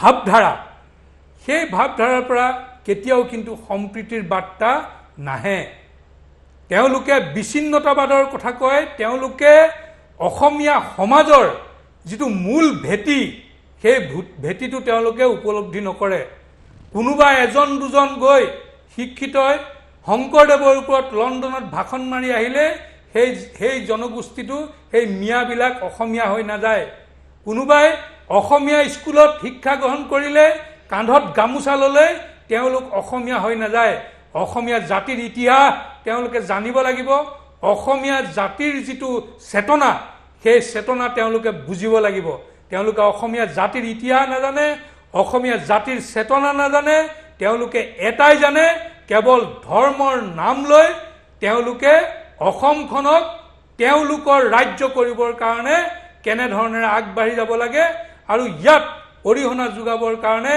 আমাৰ চেলা চমুণ্ডা অসমীয়া কিছুমান আছে যিবিলাকে জাতীয়তাবাদৰ চোলা পিন্ধি সেই মানুহখিনিৰ লগত তেওঁলোকে সহযোগ কৰিছে হয় জয়ন্তমল্ল বৰুৱা ডাঙৰ মই জয়ন্তমল্ল বৰুৱা ডাঙৰ সৈতে পুনৰ সংযুক্ত হৈছোঁ আপুনি এই সমগ্ৰ বিষয়টোত এতিয়া আটাইতকৈ গুৰুত্বপূৰ্ণ কথা হ'ব যে ৰাম মন্দিৰ নিৰ্মাণ কৰিব লাগিব শান্তি সম্প্ৰীতিৰে থাকিব লাগিব অসমত যদি কোনোবাই এনেধৰণৰ দুষ্কাৰ্য কৰে কঠোৰ হাতেৰে দমন কৰিব লাগিব আৰু এনেধৰণৰ সংঘাত যাতে বিপদজনক পৰ্যায়লৈ নাযায় হিংসাত্মক ঘটনা যাতে অসমত নাবাঢ়ে বা ভয়ংকৰ কোনো ষড়যন্ত্ৰ যাতে সফল নহয় তাৰ বাবে অসমৰ আৰক্ষী প্ৰশাসন গৃহ বিভাগ সষ্টম হৈ থাকিব লাগিব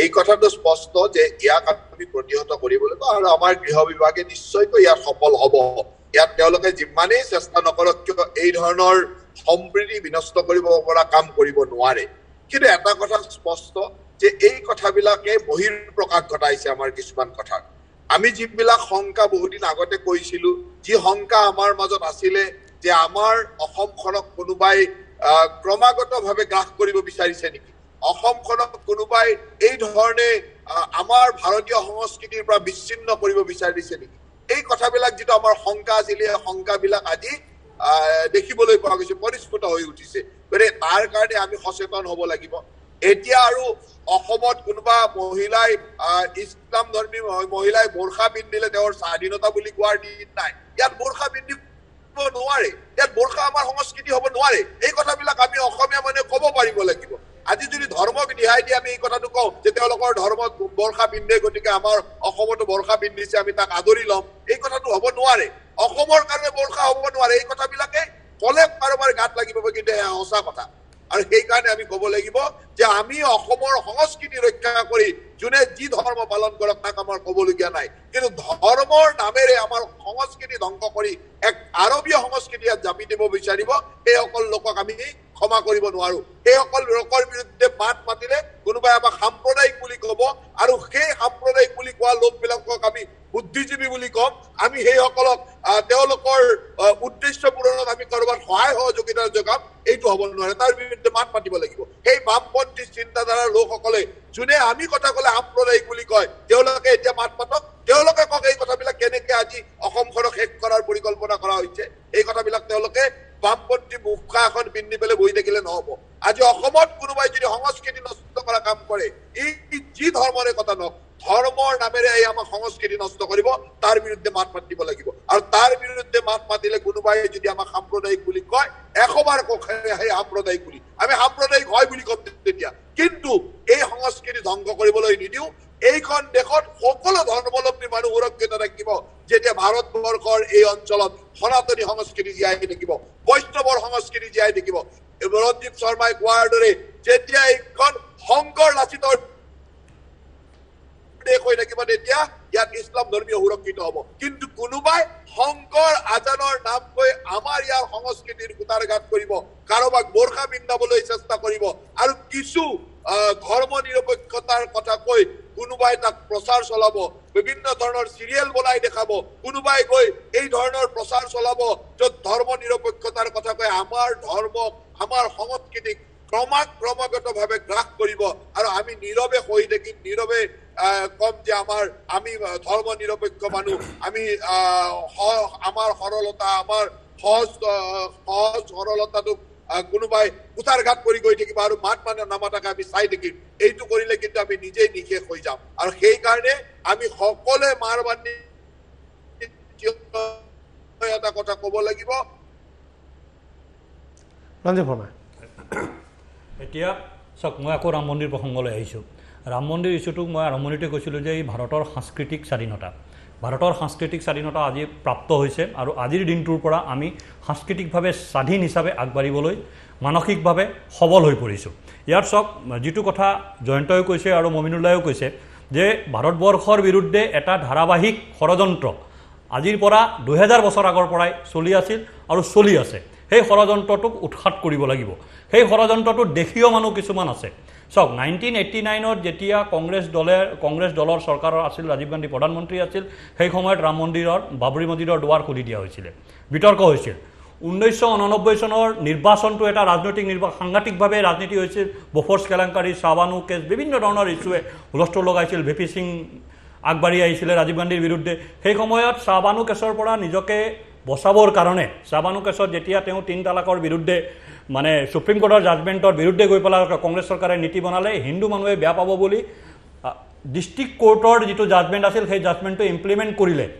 1989 চনৰ 3 নৱেম্বৰৰ দিনাখন ফৈজাবাদত এখন ৰাজহুৱা সভাত ৰাজীৱ গান্ধীয়ে জয় শ্ৰীৰাম প্ৰথমবাৰৰ বাবে ধ্বনি দিছিল। ৰাজহুৱা সভাত ৰাম ৰাজ্যৰ কথা কৈছিল আৰু জয় শ্ৰীৰাম, জয় শ্ৰীৰাম, জয় শ্ৰীৰাম বুলি তেওঁ চিঞৰি চিঞৰি ধ্বনি দিছিল দিনৰ 2 বজাত। আৰু সন্ধিয়া 7 বজাত সেই ৰাজীৱ গান্ধী কংগ্ৰেছ দলৰ আহ্বান কৰ্মে লক্ষ্ণৌৰ মক্কা মছজিদ নে কিবা এখন জামা মছজিদ লক্ষ্ণৌৰ, তাত এটা মৌলবীবিলাকৰ সভা হৈছিল। সেই সভাত তেওঁ ৰাতি 7টা বজাত উপস্থিত হৈছিল তাত, আৰু তাত তেখেতে ক্ষমা বিচাৰিছিল। এই যে কংগ্ৰেছৰ দুমুখীয়া নীতি, যিটো কথা জয়ন্তই কৈ আছে যে কোনোবা দেশী মানুহ আছে যোনে আমাক সাংস্কৃতিকভাৱে পংগু কৰি ৰাখিব খুজিছে। এই সাংস্কৃতিকভাৱে পংগু কৰি ৰাখিব খোজা ৰাজনৈতিক শক্তিটোৱে হ'ল আমাৰ কংগ্ৰেছ দল, আৰু বৌদ্ধিক শক্তিটো হ'ল বামপন্থী। বামপন্থীৰ বৌদ্ধিক শক্তি আৰু কংগ্ৰেছৰ ৰাজনৈতিক শক্তি মিলি পেলাই আমাক সাংস্কৃতিকভাৱে পংগু কৰাৰ যি ষড়যন্ত্ৰ ব্ৰিটিছৰ দিনৰ পৰা চলি আছিল, সেই ষড়যন্ত্ৰৰ পৰা আজি আমি মুক্তি পাইছোঁ, আৰু সেই মুক্তিক আমি আগবঢ়াই লৈ যাব লাগিব। আজি চাওক, ভগৱান ৰাম আমাৰ আত্মাত আছে। ৰাম যদি আমাৰ আত্মা, কৃষ্ণ আমাৰ জীৱন, আৰু শিৱ আমাৰ শিৰ হয়, আমাৰ মগজু হয়। শিৱ আমাৰ মগজু হয়, ৰাম আমাৰ আত্মা হয়, কৃষ্ণ আমাৰ জীৱন হয়। সেইকাৰণে ভাৰতবৰ্ষৰ ৰাইজৰ শ্লোগান অযোধ্যা মে ঝাঁকি হে, মথুৰা কাশী বাকী হে। অৰ্থাৎ ভাৰতবৰ্ষৰ যি 3000 সাংস্কৃতিক কেন্দ্ৰ, আস্থা কেন্দ্ৰসমূহ মোগলে ধ্বংস কৰিছিল, ইংৰাজে ধ্বংস কৰিছিল, কংগ্ৰেছে তাক পুতি ৰাখিছিল, সেই সাংস্কৃতিক কেন্দ্ৰসমূহ উদ্ধাৰ কৰাৰ এতিয়া অভিযান চলিব। আজিৰ দিনটোৰ পৰা সেই কাম আৰম্ভ হৈছে। ভাৰতৰ জনগণে সেই কাম কৰিব। ইয়াত কোনো ৰাজনৈতিক আপুনি ক'বলৈ বিচাৰিছে নেকি যে মোগলৰ দিনত ধ্বংস আন কেইবাটাও আজি মই স্পষ্টভাৱে কৈছোঁ, এইটো এটা স্পৰ্শকাতৰ বিষয়, এইটো এটা বিষয় স্পষ্টকাতৰ নহয়, এইটো স্পষ্টকাতৰ নহয়। ৰাম যদি আমাৰ আত্মা, কৃষ্ণ আমাৰ জীৱন, আৰু ভগৱান শিৱ আমাৰ শিৰ হয়, আমাৰ মগজু হয়। ভগৱান শিৱ মানে কাশী বিশ্বনাথ, কৃষ্ণ মানে মথুৰা, আৰু ৰাম মানে অযোধ্যা। অযোধ্যা মে ঝাঁকিয়ে মথুৰা কাশী বাঁকিয়ে এইটো ভাৰতবৰ্ষৰ মানুহৰ 1970 চনত দিয়া শ্লোগান। সেই শ্লোগানৰ পিছত লাখ লাখ মানুহ জমা হৈ আজি ৰাম মন্দিৰৰ প্ৰতিষ্ঠা কৰিছে আৰু পৰৱৰ্তী সময়ত সেই 3000 আজি চাওক ভাৰতবৰ্ষত প্ৰথম মছজিদ ক'ত স্থাপন কৰা হৈছিল? ভাৰতবৰ্ষৰ প্ৰথম মছজিদখন স্থাপন কৰা হৈছিল এটা শিৱ মন্দিৰত মালাবাৰত কেৰেলাত। আৰবৰ পৰা অহা বেপাৰ কৰিবলৈ অহা মুছলমান বেপাৰীয়ে যেতিয়া খেতি পথাৰত নামাজ পঢ়ি আছিল মালাবাৰৰ ৰজাই দেখি পেলাই ক'লে এওঁলোকে কি কৰি আছে? তেতিয়া ক'লে এওঁলোকে নামাজ পঢ়ি আছে। ৰাস্তাত কিয় নামাজ, পথাৰত কিয় নামাজ পঢ়ি আছে? বোলে ইয়াত মছজিদ নাই সেইকাৰণে পথাৰত নামাজ পঢ়ি আছে। তেওঁলোকক এটা শিৱ মন্দিৰ খালী কৰি দিয়া হ'ল, তোমালোকে নামাজ ইয়াত পঢ়িবা। সেই শিৱ মন্দিৰ আজিও আছে, শিৱ মন্দিৰৰ আকাৰত আছে। তাত দুৱাৰ পূবত খোলে, পশ্চিমত নোখোলে, আজিও আছে। সেই তাত আজিও চাকি জ্বলে, নামাজো পঢ়ে। সেই জাতি আমি কোনো ধৰ্মৰ বিৰুদ্ধে কোৱা নাই, সেইটো আমাৰ পৰম্পৰা। আমি সকলোকে আঁকোৱালি ল'ব পাৰোঁ, আমি সহনশীল। সেইকাৰণে কৈছোঁ অযোধ্যা মে ঝাঁকিয়ে মথুৰা কাশী বাঁকিয়ে উদ্ধাৰ হ'ব, কিন্তু কাৰো অন্যায় নহয়, সকলো সুৰক্ষিত থাকিব। আমাৰ সাংস্কৃতিক কেন্দ্ৰ উদ্ধাৰ হ'ব, আমাৰ আস্থাৰ কেন্দ্ৰ উদ্ধাৰ হ'ব, ইয়াত সকলো সুৰক্ষিত থাকিব। সকলোকে সুৰক্ষিত ৰাখিবৰ কাৰণে উদ্ধাৰ হ'ব, সকলোকে সন্মান জনাবৰ কাৰণে উদ্ধাৰ হ'ব। কিয়নো ভাৰতবৰ্ষ এনেকুৱা এখন দেশ য'ত আমি শিৱ মন্দিৰ খালী কৰি নামাজ পঢ়িবলৈ অনুমতি দিছিলোঁ আজিৰ পৰা 1000 বছৰ আগত। পৃথিৱীৰ কোনো দেশে সেই কাম কৰা নাই, ভাৰতবৰ্ষই কৰিব পাৰে সেই কাম। আজি সেইকাৰণে মই কৈছোঁ ঠেলামাৰাত যিবিলাকে এই কাম কৰিছে, যিবিলাক দুষ্কৃতিকাৰীয়ে কাম কৰিছে, তেওঁলোকে মালাবাৰৰ সেই ইতিহাস পঢ়া উচিত। তেওঁলোকে আজান ফকীৰৰ জিকিৰ গোৱাৰ আগতে তেওঁলোকে লাচিত বৰফুকন আৰু শংকৰদেৱৰ বিষয়ে জনা উচিত। আধ্যাত্মিকতা জানক, সূৰ্যৰ কাহিনী জানক। লাচিত বৰফুকনে যেতিয়া শৰাইঘাটৰ যুদ্ধ কৰিছিল তেওঁ চোৱা নাছিল বাঘ হাজৰিকাৰ জাতি কি আছিল, বাঘ হাজৰিকাৰ ধৰ্ম কি আছিল, লাচিতে চোৱা নাছিল। এইকাৰণে চোৱা নাছিল, লাচিতে জানিছিল বাঘ হাজৰিকা অসমীয়া, যিটো কথা মমিনুল্লাহে কৈ আছে। আজি সেই অসমীয়াৰ ওপৰত আক্ৰমণ হৈছে। আজি দিনটো গুৰুত্বপূৰ্ণ দিন। আজি কাৰণ আজি অযোধ্যাৰ মন্দিৰৰ পূজা হৈছে, আজি তাৰ শিলান্যাস হৈছে। যোৱা বছৰ আজিৰ দিনটোতে 370 ধাৰা আঁতৰোৱা হৈছে। কিন্তু তাতকৈ ডাঙৰ কথা, অসমৰ বাবে আজি দুখৰ দিন যে অসমৰ ভূমিত মোগলে আক্ৰমণ কৰিছিল। আলাবৈ ৰণ 10,000 অসমীয়াক হত্যা কৰা হৈছিল। আমাৰ এই টুকুৰা ঠাইৰ পৰা বেছি দূৰ নহয়, আমি য'ত কথা পাতি আছোঁ তাৰ পৰা 20-30 কিলোমিটাৰ দূৰত আলাবৈ আছে। পচৰিয়াৰ ওচৰৰ আলাবৈ যি পাহাৰ আছে, পাহাৰৰ নামনিত এই যি মোগলৰ তেতিয়াৰ সেনাপতি আছিল ৰামসিংহ, তেওঁলোকৰ যি সেনা আছিল, এই সেনা অশ্বাৰোহী সেনাই 10,000 অসমীয়াক হত্যা কৰিছিল। আৰু মোগল অসম দখল কৰিবলৈ আহিছিল, গুৱাহাটী দখল কৰিবলৈ আহিছিল। 10,000 অসমীয়া সৈনিকে প্ৰাণ দিছিল, গুৱাহাটীক ৰক্ষা কৰিছিল, অসমক ৰক্ষা কৰিছিল। আৰু তাৰ পাছতে শৰাইঘাট যুঁজ, পৰৱৰ্তী পৰ্যায়ত যেতিয়া মিৰ জুমলা আহিল আৰু শৰাইঘাট যুঁজ হ'ল, পলায়ন কৰি গুচি গ'ল আৰু মোগল আহিব নোৱাৰিলে। গতিকে আজিৰ দিনটো মোগলৰ যি আক্ৰমণ, যি মোগলৰ যি নীতি, সেই নীতি অসমীয়াই মৰ্মে মৰ্মে উপলব্ধি কৰে। মমিনুল্লাহ, নিশ্চিতভাৱে আজি চাওক, এই ৰঞ্জীৱ শৰ্মাই যিখিনি কথা কৈছে বা আপুনি যিটো কথা ক'লে, আজি তাত চৰকাৰীভাৱে এটা অনুষ্ঠান হৈছে। এটা সমতা লিপছো যি দল আছিল তেনেকৈ দখল কৰিবলৈ আহিছিল, অসমেতো কাকো দখল কৰিবলৈ যোৱা নাছিল। 17 বাৰ মোগল আক্ৰমণ কৰিছিল, লুণ্ঠন কৰিবৰ কাৰণে, লুণ্ঠন কৰিবৰ কাৰণে অসমত ধ্বংস কৰিছিল। 10,000 অসমীয়াক মাৰি থৈ গৈছিল। গুৱাহাটীখন লাগে। নহয়, এতিয়া মই আমি ইতিহাসটো ভুলকৈ ব্যাখ্যা কৰোঁ। কোনো ভাৰতীয় ৰজাই কেতিয়াও কোনো ৰাজ্য আক্ৰমণ কৰা নাছিল, মোগলে আক্ৰমণ কৰিছিল। মোগল ভাৰতবৰ্ষৰ ওপৰত আক্ৰমণকাৰী। নহয়, মই কেইটামান সৰু কথা ক'ব বিচাৰিছোঁ। এতিয়া আক্ৰমণটো কেনেকৈ চলি আছে, অকণমান দেৰি আগত বুৰ্খাৰ কথা জয়ন্ত মল্ল ডাঙৰীয়াই কৈছে। এতিয়া চাব, আমাৰ যিবিলাক বিয়া বাৰু হয়, বিয়া বাৰুবিলাকত যিটো নিয়ম যে গৈ পোৱাৰ লগে লগে দৰা ঘৰৰ পৰা গৈ কইনা ঘৰ গৈ পোৱাৰ লগে লগে দৰা ঘৰৰ পৰা কইনা ঘৰৰ পৰা তামোলৰ বঁটা দি মান ধৰা হয় আৰু কথা বতৰা পাতি দৰাৰ অনুমতি লৈ কইনাৰ অনুমতি লৈ বিয়া হয়। আৰু যিটো আৰবিক ভাষাত যিটো দোৱা আছে সেইটো দোৱা পঢ়ি বাকী সকলোবিলাক একেই, কোনো পাৰ্থক্য নাই। বিয়ানাম গাই, দুফালৰ পৰা বিয়ানাম গাই, দৰা আদৰি ইত্যাদি কৰি মুছলমান মানুহৰ বিয়া, কিন্তু তাত নিকাহ পঢ়িছে। তেনেকুৱা বিয়া ময়ো গৈছোঁ। সেইটোৱেই। আৰু এতিয়া আৰু আপোনালোকে চাব, আৰু অলপ দিনত এনেকৈ যদি চলি থাকে, এনেকুৱা ফটোৱা জাৰি কৰিব যে বিয়া ঘৰত গৈ পেলাই তামোল পাণৰ বঁটা আগবঢ়োৱাটো নাযায়। যথেষ্ট সংখ্যক তেনেকুৱা কথা বহুত হৈ আছে। বৰপেটাত নহয়, সেইটো বৰপেটাৰ চৰত সেইটো নহয়, ধুবুৰীৰ চৰত সেইটো নহয়। মই ব্যৱস্থাটো নাই। মই চৰৰ কথা মই কোৱাই নাই। মই কৈছোঁ যে আমি যিখিনি অসমীয়া মুছলমান যিবিলাক গৰীয়া মৰীয়া দেশী চাহ জনগোষ্ঠী জলহা যিখিনি মানুহ আছে, সেই মানুহখিনিৰ যিটো অসমীয়া সংস্কৃতি, সেইবিলাকেতো আমাৰ সংস্কৃতি। এতিয়া কি হ'ব, এই যে আমাৰ যে মাইকী মহিলাসকলে যে যিটো মেখেলা চাদৰ পিন্ধাৰ যিটো ব্যৱস্থা, ৰিহাৰ যিটো ব্যৱস্থা, আমাৰ আইতাসকলক আমি দেখিছোঁ যে হাতৰ সৰু গাঁঠিলৈকে তেওঁলোকে চোলা পিন্ধিছিলে আৰু পিন্ধা চোলাটো মেখেলাত শ্বুট কৰি লৈছিল, মেখেলাৰ তলত সোমাই লৈছিল, ওপৰত ৰিহা লৈছিল, পূৰা আবুৰত আছিল। কিন্তু এতিয়া সেই যি আমাৰ আইতাসকলৰ পিছত এতিয়া যিটো হৈছে যে আমাৰ গাঁওবিলাকতো আমি দেখিবলৈ পাইছোঁ এই যিটো তম্বু ছিষ্টেম, মানে যিটো বুৰ্খা। ইছলামত কিন্তু তেনেকুৱা কোনো ইছলামত কিন্তু তেনেকুৱা কোনো নিৰ্দেশনা নাই। আপুনি গাঁৱৰ কথা কৈছে, আপুনি এছেম্বলিত চাওক না, আপুনি এফালে আনোৱাৰ টাইমুৰৰ ফটোখন ৰাখক আৰু এফালে UDFৰ মহিলা MLAৰ ফটোখন তাই দিয়ক, তাতে স্পষ্ট হৈ যাব। আনোৱাৰ টাইমুৰ অসমীয়া মুছলমানৰ প্ৰতিনিধি আৰু UDF এটা সৰ্বোচ্চ স্থানত শিক্ষিত মানুহ থকা জেগাত মেখেলা চাদৰ পিন্ধিছিলে, পাটৰ কাপোৰ পিন্ধিছিলে। আৰু আমাৰ UDFৰ MLA গৰাকীয়ে কি পিন্ধে?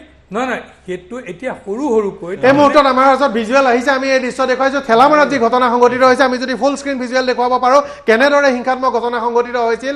ৰাজপথত এয়া এনেদৰে গাড়ী জ্বলাই দিয়া হৈছে, এনেদৰে যি আজি বজৰং দল আৰু অন্যান্য দলসমূহে যি তাত সমদল শোভাযাত্ৰা উলিয়াইছিল, বাইক ৰেলী আৰু কাৰ ৰেলী উলিয়াইছিল।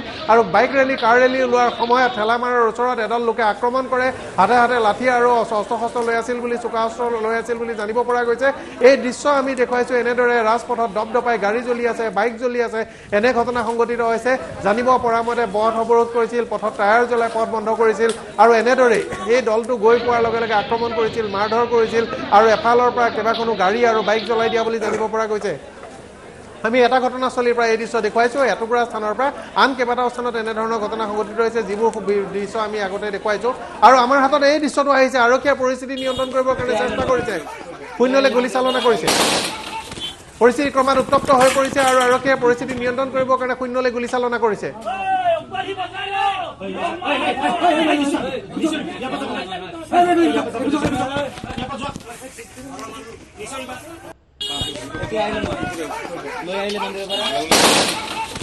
পৰিস্থিতি উত্তপ্ত হৈ পৰিছে আৰু এই সময়ত যথেষ্ট সংখ্যক নিৰাপত্তাৰক্ষী তাত আছে আৰু এই ধৰণৰ পৰিস্থিতি আমি দেখুৱাইছোঁ কেনেদৰে হিংসাত্মক ঘটনা সংঘটিত হৈছিল। আৰক্ষীয়ে লাঠি চালনা কৰিছে, শূন্যলৈ গুলী চালনা কৰিছে। এতিয়াও যথেষ্ট সংখ্যক লোক তাত মজুত আছে, হাতত অস্ত্ৰ শস্ত্ৰ আছে বুলি জানিব পৰা গৈছে। প্ৰতিবাদকাৰীসকলক যিসকল লোকে আক্ৰমণ কৰিবলৈ বিচাৰিছে, আক্ৰমণকাৰীক ছত্ৰভংগ দিয়াবলৈ এনেদৰে শূন্যলৈ গুলী চালনা কৰিছে আৰু লাঠি চালনা কৰিছে বুলি জানিব পাৰিছোঁ। ৰঞ্জীৱ শৰ্মা, এই মুহূৰ্তত এটা প্ৰশ্ন, এই ফুটেজটো চোৱাৰ পিছত আমি এটা কথা স্পষ্টভাৱে ক'ব পাৰোঁ যে এনেকুৱা ফুটেজ সাধাৰণতে আমি নেশ্যনেল টিভিত কেৱল কাশ্মীৰৰ দেখা পাওঁ। আজিৰ পৰা এবছৰ আগত কাশ্মীৰৰ পৰা এনেকুৱা ফুটেজ আমি নেশ্যনেল টিভিত দেখা পাইছিলোঁ। এতিয়া আজি আমি অসমত, মোৰতো একদম ঘৰৰ ওচৰত এই ফুটেজ, মোৰ ঘৰৰ ওচৰৰ পৰা, আপোনাৰো ব্ৰহ্মপুত্ৰৰ এইটো পাৰে ঘৰ, সেইটো পাৰা ব্ৰহ্মপুত্ৰ চিধা চিধি গ'লে 10 কিলোমিটাৰো নহ'ব আপোনাৰ ঘৰৰ পৰা, মোৰতো বাৰু 60-70 কিলোমিটাৰ। তো আজি আমি অসমত এই দৃশ্য দেখিছোঁ। আমি যে কৈ আছিলোঁ কা আন্দোলনৰ সময়ত, কেবৰ সময়ত অসমখন দ্বিতীয় কাশ্মীৰ হ'ব, তাৰ এইটো প্ৰমাণ। আজি যিসকলে কৈ আছিল অসমখন কাশ্মীৰ নহয় কেতিয়াও, তেওঁলোকে আজি আহি পেলাই ইয়াৰ উত্তৰ দিব লাগে। যিসকল বুদ্ধিজীৱীয়ে, যিসকল বামপন্থীয়ে অসম আন্দোলনৰ বিৰোধিতা কৰা, অসমত প্ৰব্ৰজন নাই বুলি কোৱা যিসকল বামপন্থীয়ে জাতীয়তাবাদৰ চোলা পিন্ধি পেলাই কেব আৰু কাৰ বিৰোধিতা কৰিছিল, তেওঁলোকে আজি এই প্ৰশ্ন, তেওঁলোকৰ কাৰণে আজি এই ঘটনা সংঘটিত হৈছে। তেওঁলোকে সাহস দিছে প্ৰব্ৰজনকাৰী মুছলমানক এনেদৰে খিলঞ্জীয়াৰ গাড়ী জ্বলাবৰ কাৰণে। আজি তেওঁলোকৰ সাহসত এই কাম হৈছে, আজি তেওঁলোকে এই সাহস দিছে। অতি গুৰুত্বপূৰ্ণ স্পৰ্শকাতৰ অভিযোগ। আমি আহিম আজি যিসমূহ ভিডিঅ' আহিছে, যিসমূহ দৃশ্য এতিয়া আমি সম্প্ৰচাৰ কৰিছোঁ, অতি উদ্বিগ্নতাৰ বিষয়ে। আৰু এতিয়াও আক্ৰমণকাৰী আছে, পথাৰত অৱস্থান কৰি আছে একাংশ লোকে, তেওঁলোকে হাতে হাতে লৈ আছে দা, তেওঁলোকে জাঠি জোং ইত্যাদি লৈ আছে, লাখুটি লৈ আছে বুলি জানিব পৰা গৈছে। আৰক্ষীয়ে ছত্ৰভংগ দিয়াবলৈ চেষ্টা কৰিছে আৰু পৰিস্থিতি স্পৰ্শকাতৰ হৈ আছে। জয়ন্ত মল্ল বৰুৱা, চাওক, আমি এটা সময়ত যিবিলাক কথা কৈছিলোঁ, আজি ৰঞ্জীৱ শৰ্মা ডাঙৰীয়াই কৈছে যে অসম দ্বিতীয় কাশ্মীৰ হবলৈ গৈ আছে, তেতিয়া এছাম লোকে ইয়াক মানে বিপথে পৰিচালিত কৰিবৰ কাৰণে কৈছিল যে অসম ত্ৰিপুৰা হবলৈ গৈ আছে।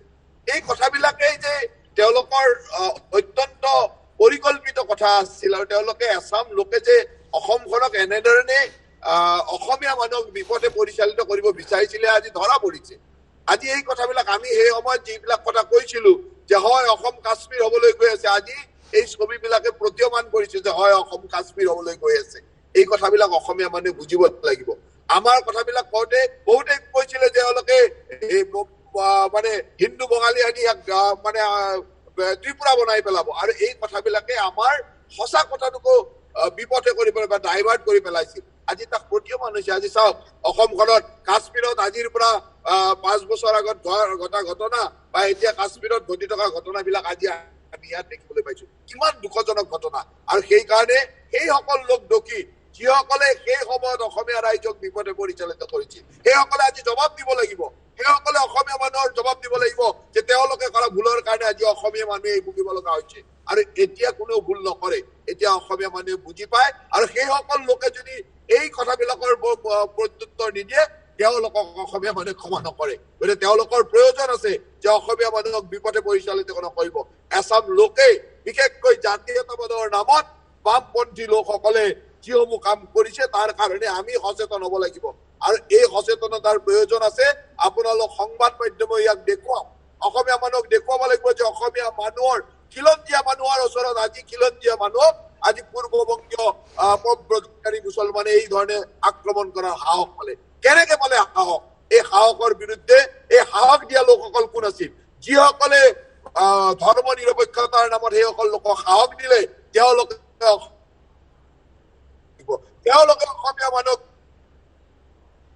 কিয় কৰিছিল কি পৰিকল্পনাৰে কৰিছিল এই আন্তঃৰাষ্ট্ৰীয় চক্ৰই য'ত এই শাস্ত্ৰ বনাবৰ কাৰণে কাম কৰিছে সেই চক্ৰৰ বলি যে তেওঁলোক হৈছিল তেওঁলোকে স্বীকাৰ কৰি ল'ব লাগিব আৰু আজি আমি এই কাম হবলৈ নিদিও আমাৰ চৰকাৰ থকাত আমি এই কাম প্ৰতিহত কৰিবৰ কাৰণে সম্পূৰ্ণৰূপে কাম কৰি যাম আৰু অসমীয়া মানুহক সজাগ কৰাৰ দায়িত্ব আমাৰ আৰু সেই দায়িত্ব আমি পালন কৰিম আৰু এই সময়ত আমি এটাই আহ্বান জনাম যে এতিয়া শান্তি শৃংখলা বজাই ৰাখক কিন্তু এইটো কথাও মনত ৰাখিব যে আমাৰ সংস্কৃতিক কোনোবাই কুঠাৰঘাত কৰিব আৰু আমি নীৰৱে তাক হৈ যাম এইটো হ'ব নোৱাৰে আমি তাৰ প্ৰত্যুত্তৰ দি যাম এই সংস্কৃতিক কোনে আঘাত কৰিব নোৱাৰি অসমীয়া সংস্কৃতি হওক ভাৰতীয় সংস্কৃতি হওক কোনো আৰবীয় সংস্কৃতি ইয়াত নচলিব ইছলামিক সংস্কৃতি ইয়াত জাপি দিব নোৱাৰিব তাৰ বিৰুদ্ধে আমি প্ৰতিজন অসমীয়াই কাম কৰিব লাগিব সম্প্ৰীতিৰ নামত এই ধৰ্ম নিৰপেক্ষতাৰ নামত এইসমূহ ধ্বংস কৰিব খোজা আজি পৰিকল্পনা এই পৰিকল্পনা আমি হ'ব দিব নালাগিব আৰু তাৰ কাৰণে প্ৰতিজন অসমীয়াই সচেতন হওক তাকে এই সময়ৰ আহ্বান হিচাপে আমি সকলোৱে আহ্বান জনাম আৰু আপোনালোক সংবাদ মাধ্যমে এই আহ্বানসমূহ ৰাইজৰ ওচৰলৈ লৈ যাওক এই আহ্বানসমূহ ধৰ্ম নিৰপেক্ষতাৰ চলা পিন্ধি ধৰ্ম নিৰপেক্ষতাৰ কথা কৈ আমাৰ জাতিটোক আমাৰ সংস্কৃতিক ধ্বংস কৰাৰ এই ধ্বংসযজ্ঞত কোনে অৰিহণা নজগাব তাৰ বাবে সকলোকে আহ্বান জনাইছো এই আমাৰ সময়ৰ আহ্বান আৰু এই কথাটোৱে আপোনালোকে অসমৰ ৰাইজক সচেতন কৰিব বুলি আশা ৰাখিছো ধন্যবাদ জনাইছো নিশ্চিতভাৱে জয়ন্ত মল্ল ডাঙৰীয়াই গোটেই কথাখিনি কৈছে আৰু আজিৰ দিনটোত আমি এটাই আশা কৰিম যে অসমৰ কৃষ্টি সংস্কৃতি ভাৰতবৰ্ষৰ কৃষ্টি সংস্কৃতি আমাৰ যি পৰম্পৰা সংস্কৃতি সিও ভাৰতবৰ্ষৰ ভাৰতীয় পৰম্পৰা সংস্কৃতিৰ অন্তৰ্ভুক্ত আজি বৃহত্তৰ যিটো আমি ভাৰতীয় জাতি এই জাতিটোৰ ইতিহাস আছে বিভিন্ন সময়ত হাজাৰ হাজাৰ বছৰ পুৰণি আমাৰ ইয়াত ইতিহাস জড়িত হৈ আছে গতিকে এই ইতিহাস নিশ্চিতভাৱে সুৰক্ষা প্ৰদান কৰা আৰু এই আমাৰ যিটো ঐতিহ্য পৰম্পৰা আছে তাক শক্তিশালী কৰাৰ দায়িত্ব আমাৰ সকলোৰে আছে ভাৰতবৰ্ষৰ যিটো ইতিহাস পৰম্পৰা আছে আজি ৰাম মন্দিৰ হৈছে ৰাম মন্দিৰ এই আমাৰ যিটো সংস্কৃতি আমাৰ ইতিহাস পৰম্পৰাৰ এটা শক্তিশালী প্ৰতীক আজি ভাৰতবৰ্ষৰটো মই বাদেই দিলোঁ আমাৰ অসমৰ মানুহে ইয়াৰ ওচৰতে এই উলুবাৰীত যিটো মাজাৰ আছে সেই মাজাৰটোত হিন্দু মুছলমান খ্ৰীষ্টান সকলো মানুহ তাত যায় আজি হাজোৰ যিটো পুৱামক্কা আছে তালৈ সকলো মানুহ যায় কিন্তু আজি ৰাম মন্দিৰৰ নাম কোৱাৰ লগে লগে মুছলমান মানুহবিলাকৰ যিটো গাত পুৰণি উঠে সেইটো আমি আচৰিত হওঁ কাৰণ ৰাম মন্দিৰ যিটো অযোধ্যাত নিৰ্মাণ হ'বলৈ গৈ আছে আজি তেনেকুৱা বহু ঐতিহ্য স্থান আছে যিবিলাক ঐতিহ্য স্থান ইছলামিক আজি ইছলাম ধৰ্মাৱলম্বী দেশ হোৱাৰ পাছতো আমাৰ বিশ্বত দেশ আছে য'ত আজি ৰামৰ আমাৰ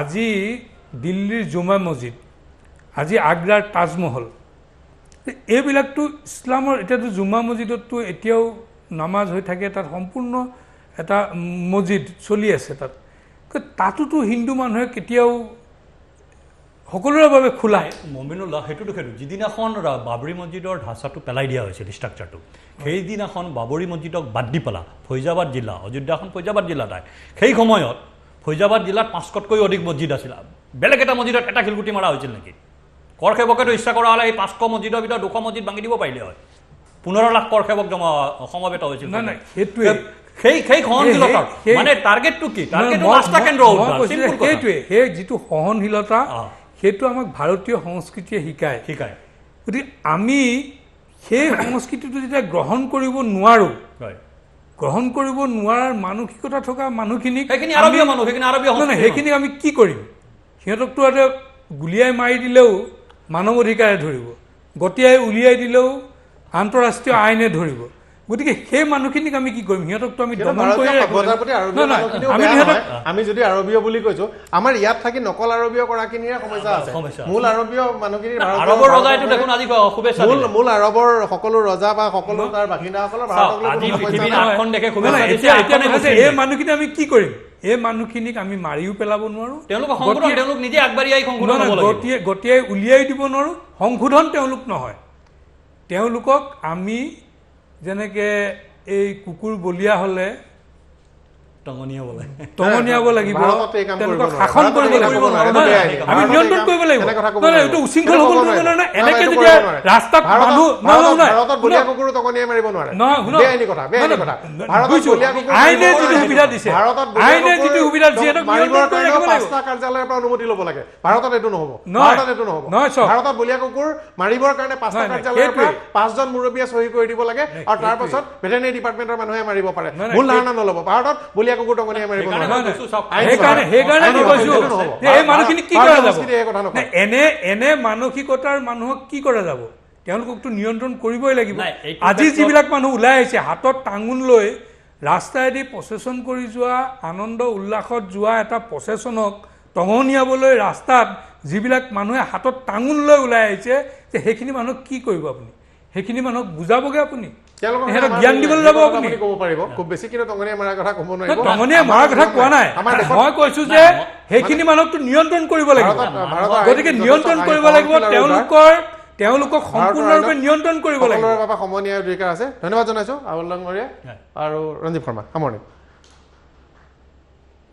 সামৰণি বক্তব্য মূল কথাটো হ'ল যে আজি ৰাম মন্দিৰৰ ভূমি পূজন হৈছে শিলান্যাস কৰা হৈছে আমি কৈছোঁ এই ভূমি পূজন আৰু শিলান্যাস আমাৰ সাংস্কৃতিক স্বাধীনতা ভাৰতীয় সংস্কৃতিয়ে কি কয় ভাৰতীয় সংস্কৃতিয়ে ক্ৰুকুল শ্ৰীগাল গধৰ্বৰো আত্মৰাম বুলি কয় সকলোতে আমি ৰামক বিচাৰি শংকৰদেৱে আমাক চবকে প্ৰণাম কৰিব শংকৰদেৱে শিকাই গৈছে আমি চবকে প্ৰণাম কৰিম আমাৰ প্ৰণামক যদি কোনোবাই শিলগুটি মাৰে কোনোবাই যদি লাঠি মাৰে তেতিয়াহ'লে তাৰ উত্তৰ দিবৰ কাৰণে আমাৰ লাচিত বৰফুকনো আছে মহাৰাণা প্ৰতাপো আছে ছত্ৰপতি শিৱাজীও আছে গতিকে সকলোৱে সেই কথা বুজা উচিত আমি যেনেকৈ প্ৰণাম দিব পাৰোঁ প্ৰণাম জনাব পাৰোঁ ঠিক তেনেকৈ লাচিতৰ হেংদাং মহাৰাণা প্ৰতাপৰ তৰোৱাল আৰু শিৱাজীৰ তৰোৱাল গৰজিবও পাৰে ৰাণা প্ৰতাপ আৰু শিৱাজী পৰাজিত হ'লেও কিন্তু লাচিত বৰফুকন পৰাজিত হোৱা নাছিল গতিকে তৰোৱাল আৰু হেংদাং গৰজিব পাৰে যেনেকৈ প্ৰণাম আমি আগবঢ়াব পাৰোঁ গতিকে সকলোৱে সেই কথা বুজা উচিত আৰু সকলোৱে একগোট হৈ পেলাই আগবাঢ়ি কৈছে যে লাচিত বৰফুকন পৰাজিত হোৱা নাছিল গতিকে আমি কেতিয়াও এনেধৰণে মূৰ দুওৱা নাই আৰু মূৰ নুদুৱাওঁ জয়ন্ত মল্ল বৰুৱা সামৰণিত আপোনাৰ শেষ বক্তব্য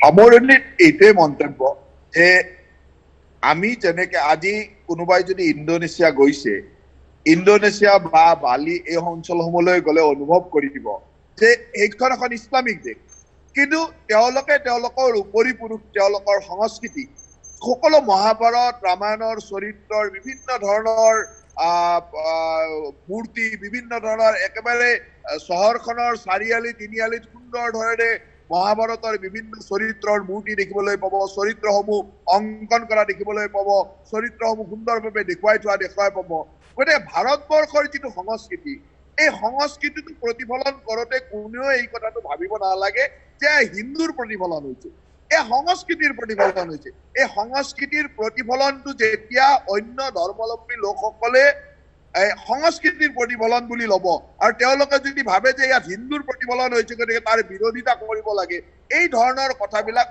ভাৰতবৰ্ষৰ মানুহে মগজুৰ পৰা ওলাই দিব লাগিব ভাৰতবৰ্ষত ৰাম ভাৰতীয় সংস্কৃতি ঠিক তেনেদৰে ভাৰতবৰ্ষৰ অন্যান্য যিসমূহ কথা যি হিন্দু শাস্ত্ৰ হিন্দু ধৰ্মৰ মাজেৰে আহিছে সেয়া ভাৰতীয় সংস্কৃতি এই সংস্কৃতিবিলাক আজি কোনোবাই চাৰিআলিৰ মাজেৰে বা এটা চৰকাৰী ৰাস্তাৰ মাজেৰে জয় শ্ৰীৰাম বুলি কৈ গ'লে তেওঁলোকে যদি ভাবে যে হিন্দু ধৰ্ম প্ৰচাৰ কৰিছে, এয়া আমাৰ মানে ধৰ্মত আঘাত কৰিছে, এই ধৰণে যদি ভাবি এই ধৰণৰ আঘাত কৰা আৰম্ভ হয়, সেইসকলক যোগ্য প্ৰত্যুত্তৰ দিব লাগিব।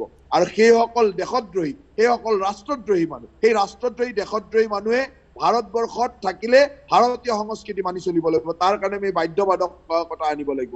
আৰু তাৰ বিপক্ষে কথা ক'লে কোনোবাই যদি সাম্প্ৰদায়িক বুলি কয়, তাক ক'বলৈ দিয়ক। এই সাম্প্ৰদায়িকতাৰ কথা নহয়, ভাৰতীয় সংস্কৃতি ৰক্ষাৰ কথা, ভাৰতীয় সভ্যতা ৰক্ষাৰ কথা। এই ভাৰতীয় সভ্যতা সংস্কৃতি ভাৰতবৰ্ষত থকা প্ৰতিটো ধৰ্মাৱলম্বী মানুহে মানি চলিব লাগিব। তেতিয়া দেখিব ভাৰতবৰ্ষ এখন সবল দেশ হৈ উঠিছে। ভাৰতবৰ্ষত থকা প্ৰতিজন মানুহে মানিব লাগিব। তাৰ কাৰণে আৰু সেই কথাবিলাক মানিবলৈ কওঁতে কোনো বুদ্ধিজীৱীয়ে, কোনো বামপন্থী মানুহে জাতীয়তাবাদৰ চোলা পিন্ধি, বামপন্থাৰ চোলা পিন্ধি এক সাম্প্ৰদায়িক ৰং দিব চাব, তাৰ বিৰুদ্ধে কিন্তু আমি সচেতন হ'ব লাগিব। আৰু প্ৰতিজন মানুহক সচেতন কৰাৰ দায়িত্ব সংবাদ মাধ্যমেও ল'ব লাগিব, আমিও ল'ব লাগিব। আৰু মই ভাবো যে সেই সময় আহি পৰিছে, নহ'লে এই কাশ্মীৰ হ'বলৈ ওলোৱা যি পৰিৱেশ আমি যি কৈ আছিলো, সেই পৰিৱেশবিলাক আজি দেখিবলৈ পাইছো। আৰু যদি আমি মনে মনে থাকো, কিছুদিন পিছত এইখন কাশ্মীৰৰ দ্বিতীয় কাশ্মীৰ হৈ পৰিব। গতিকে তাৰ কাৰণে আমি মনে মনে থাকিব নোৱাৰো। আমি সকলোৱে সবলভাৱে তাৰ বিৰুদ্ধে মাত মাতিব লাগিব। আৰু মই ভাবো যে অসমৰ জনসাধাৰণ আজি জাগ্ৰত হৈছে। আৰু এই জাগ্ৰত জনসাধাৰণক বিপথে পৰিচালিত কৰিবলৈ যিবিলাক মানুহে প্ৰচেষ্টা কৰে, যোন মানুহে প্ৰচেষ্টা কৰে, তাক আমি চিনাক্ত কৰি তাৰ বিৰুদ্ধে মাত মাতিব লাগিব। আৰু সেই কাম আমি সকলোৱে কৰিব লাগিব। তাক যোনে কোনোবাই যদি আমাক তাৰ কাৰণে সাম্প্ৰদায়িক বুলি কয়, কোনোবাই যদি তাৰ কাৰণে আমাক সমালোচনা কৰে, তাক আমি ৰৈ থকা মানুহ নহয়। আৰু আমি আমাৰ লক্ষ্যত উপনীত হ'বৰ কাৰণে কাম কৰিব লাগিব। আৰু সকলোকে তাৰ কাৰণে আমি আহ্বান জনাইছো। মই সামৰণিত এইটোৱে আহ্বান জনাম যে সংবাদ মাধ্যমকে আদি কৰি এই জাতীয়তাবাদৰ চোলা পিন্ধা এই সকলো লোকে এই প্ৰকৃত সত্যটো উপলব্ধি কৰক যে অসমক ক্ৰমাগতভাৱে এক সুন্দৰভাৱে পৰিকল্পিতভাৱে এক ইছলামীয় সংস্কৃতি বা এক আৰবীয় সংস্কৃতি জাপি দিবৰ কাৰণে যি পৰিকল্পনা চলিছে, ভাৰতীয় সংস্কৃতি ধ্বংসৰ যি পৰিকল্পনা চলিছে, তাৰ বিৰুদ্ধে আমি মাৰ বান্ধি থিয় হ'ব লাগিব। আজিৰ দিনটো সমগ্ৰ ভাৰতবৰ্ষৰ জনসাধাৰণৰ কাৰণে এটা আনন্দৰ দিন। আজিৰ দিনটো ভাৰতবৰ্ষৰ ইতিহাসত এক সোণালী দিন হিচাপে লিখা থাকিব। আৰু আজিৰ দিনটোৰ পৰাই নিশ্চিতভাৱে মই এটাই আশা কৰিম যে ভাৰতীয় কৃষ্টি সংস্কৃতি সুৰক্ষাৰ স্বাৰ্থত প্ৰতিগৰাকী যি নিজকে ভাৰতীয় বুলি ভাবে, যি নিজকে ভাৰতীয় ভাৱেৰে নিজকে গৌৰৱবোধ কৰে, সেইসকল লোকে নিশ্চিতভাৱে ভাৰতীয় কৃষ্টি সংস্কৃতি ৰক্ষাৰ ক্ষেত্ৰত আগবাঢ়ি আহিব। নিজকে শক্তিশালী ৰূপত প্ৰতিষ্ঠা কৰিবৰ কাৰণে আজিৰ দিনটোৱে প্ৰতিগৰাকী ভাৰতীয়ক উৎসাহিত যোগাব বুলি মই আশা কৰিছোঁ। ধন্যবাদ জনাইছোঁ। আৰু অনুষ্ঠানৰ সামৰণি মাৰিছোঁ। আশা কৰিছোঁ ৰাম মন্দিৰ হ'ব, তাৰ লগে লগে ৰাম ৰাজ্যৰ যি আদৰ্শ প্ৰতিষ্ঠা হ'ব, তাৰ বাবে চৰকাৰখনে কাম কৰিব। কেৱল মন্দিৰ নিৰ্মাণতে সীমাবদ্ধ নাথাকি শান্তি, সুখ, সমৃদ্ধি, সদ্ভাৱ, ইয়াৰ বাবে চৰকাৰখনে এতিয়া কাম আৰম্ভ কৰিব। ধন্যবাদ জনাইছোঁ। অনুষ্ঠানৰ সামৰণি মাৰিছোঁ।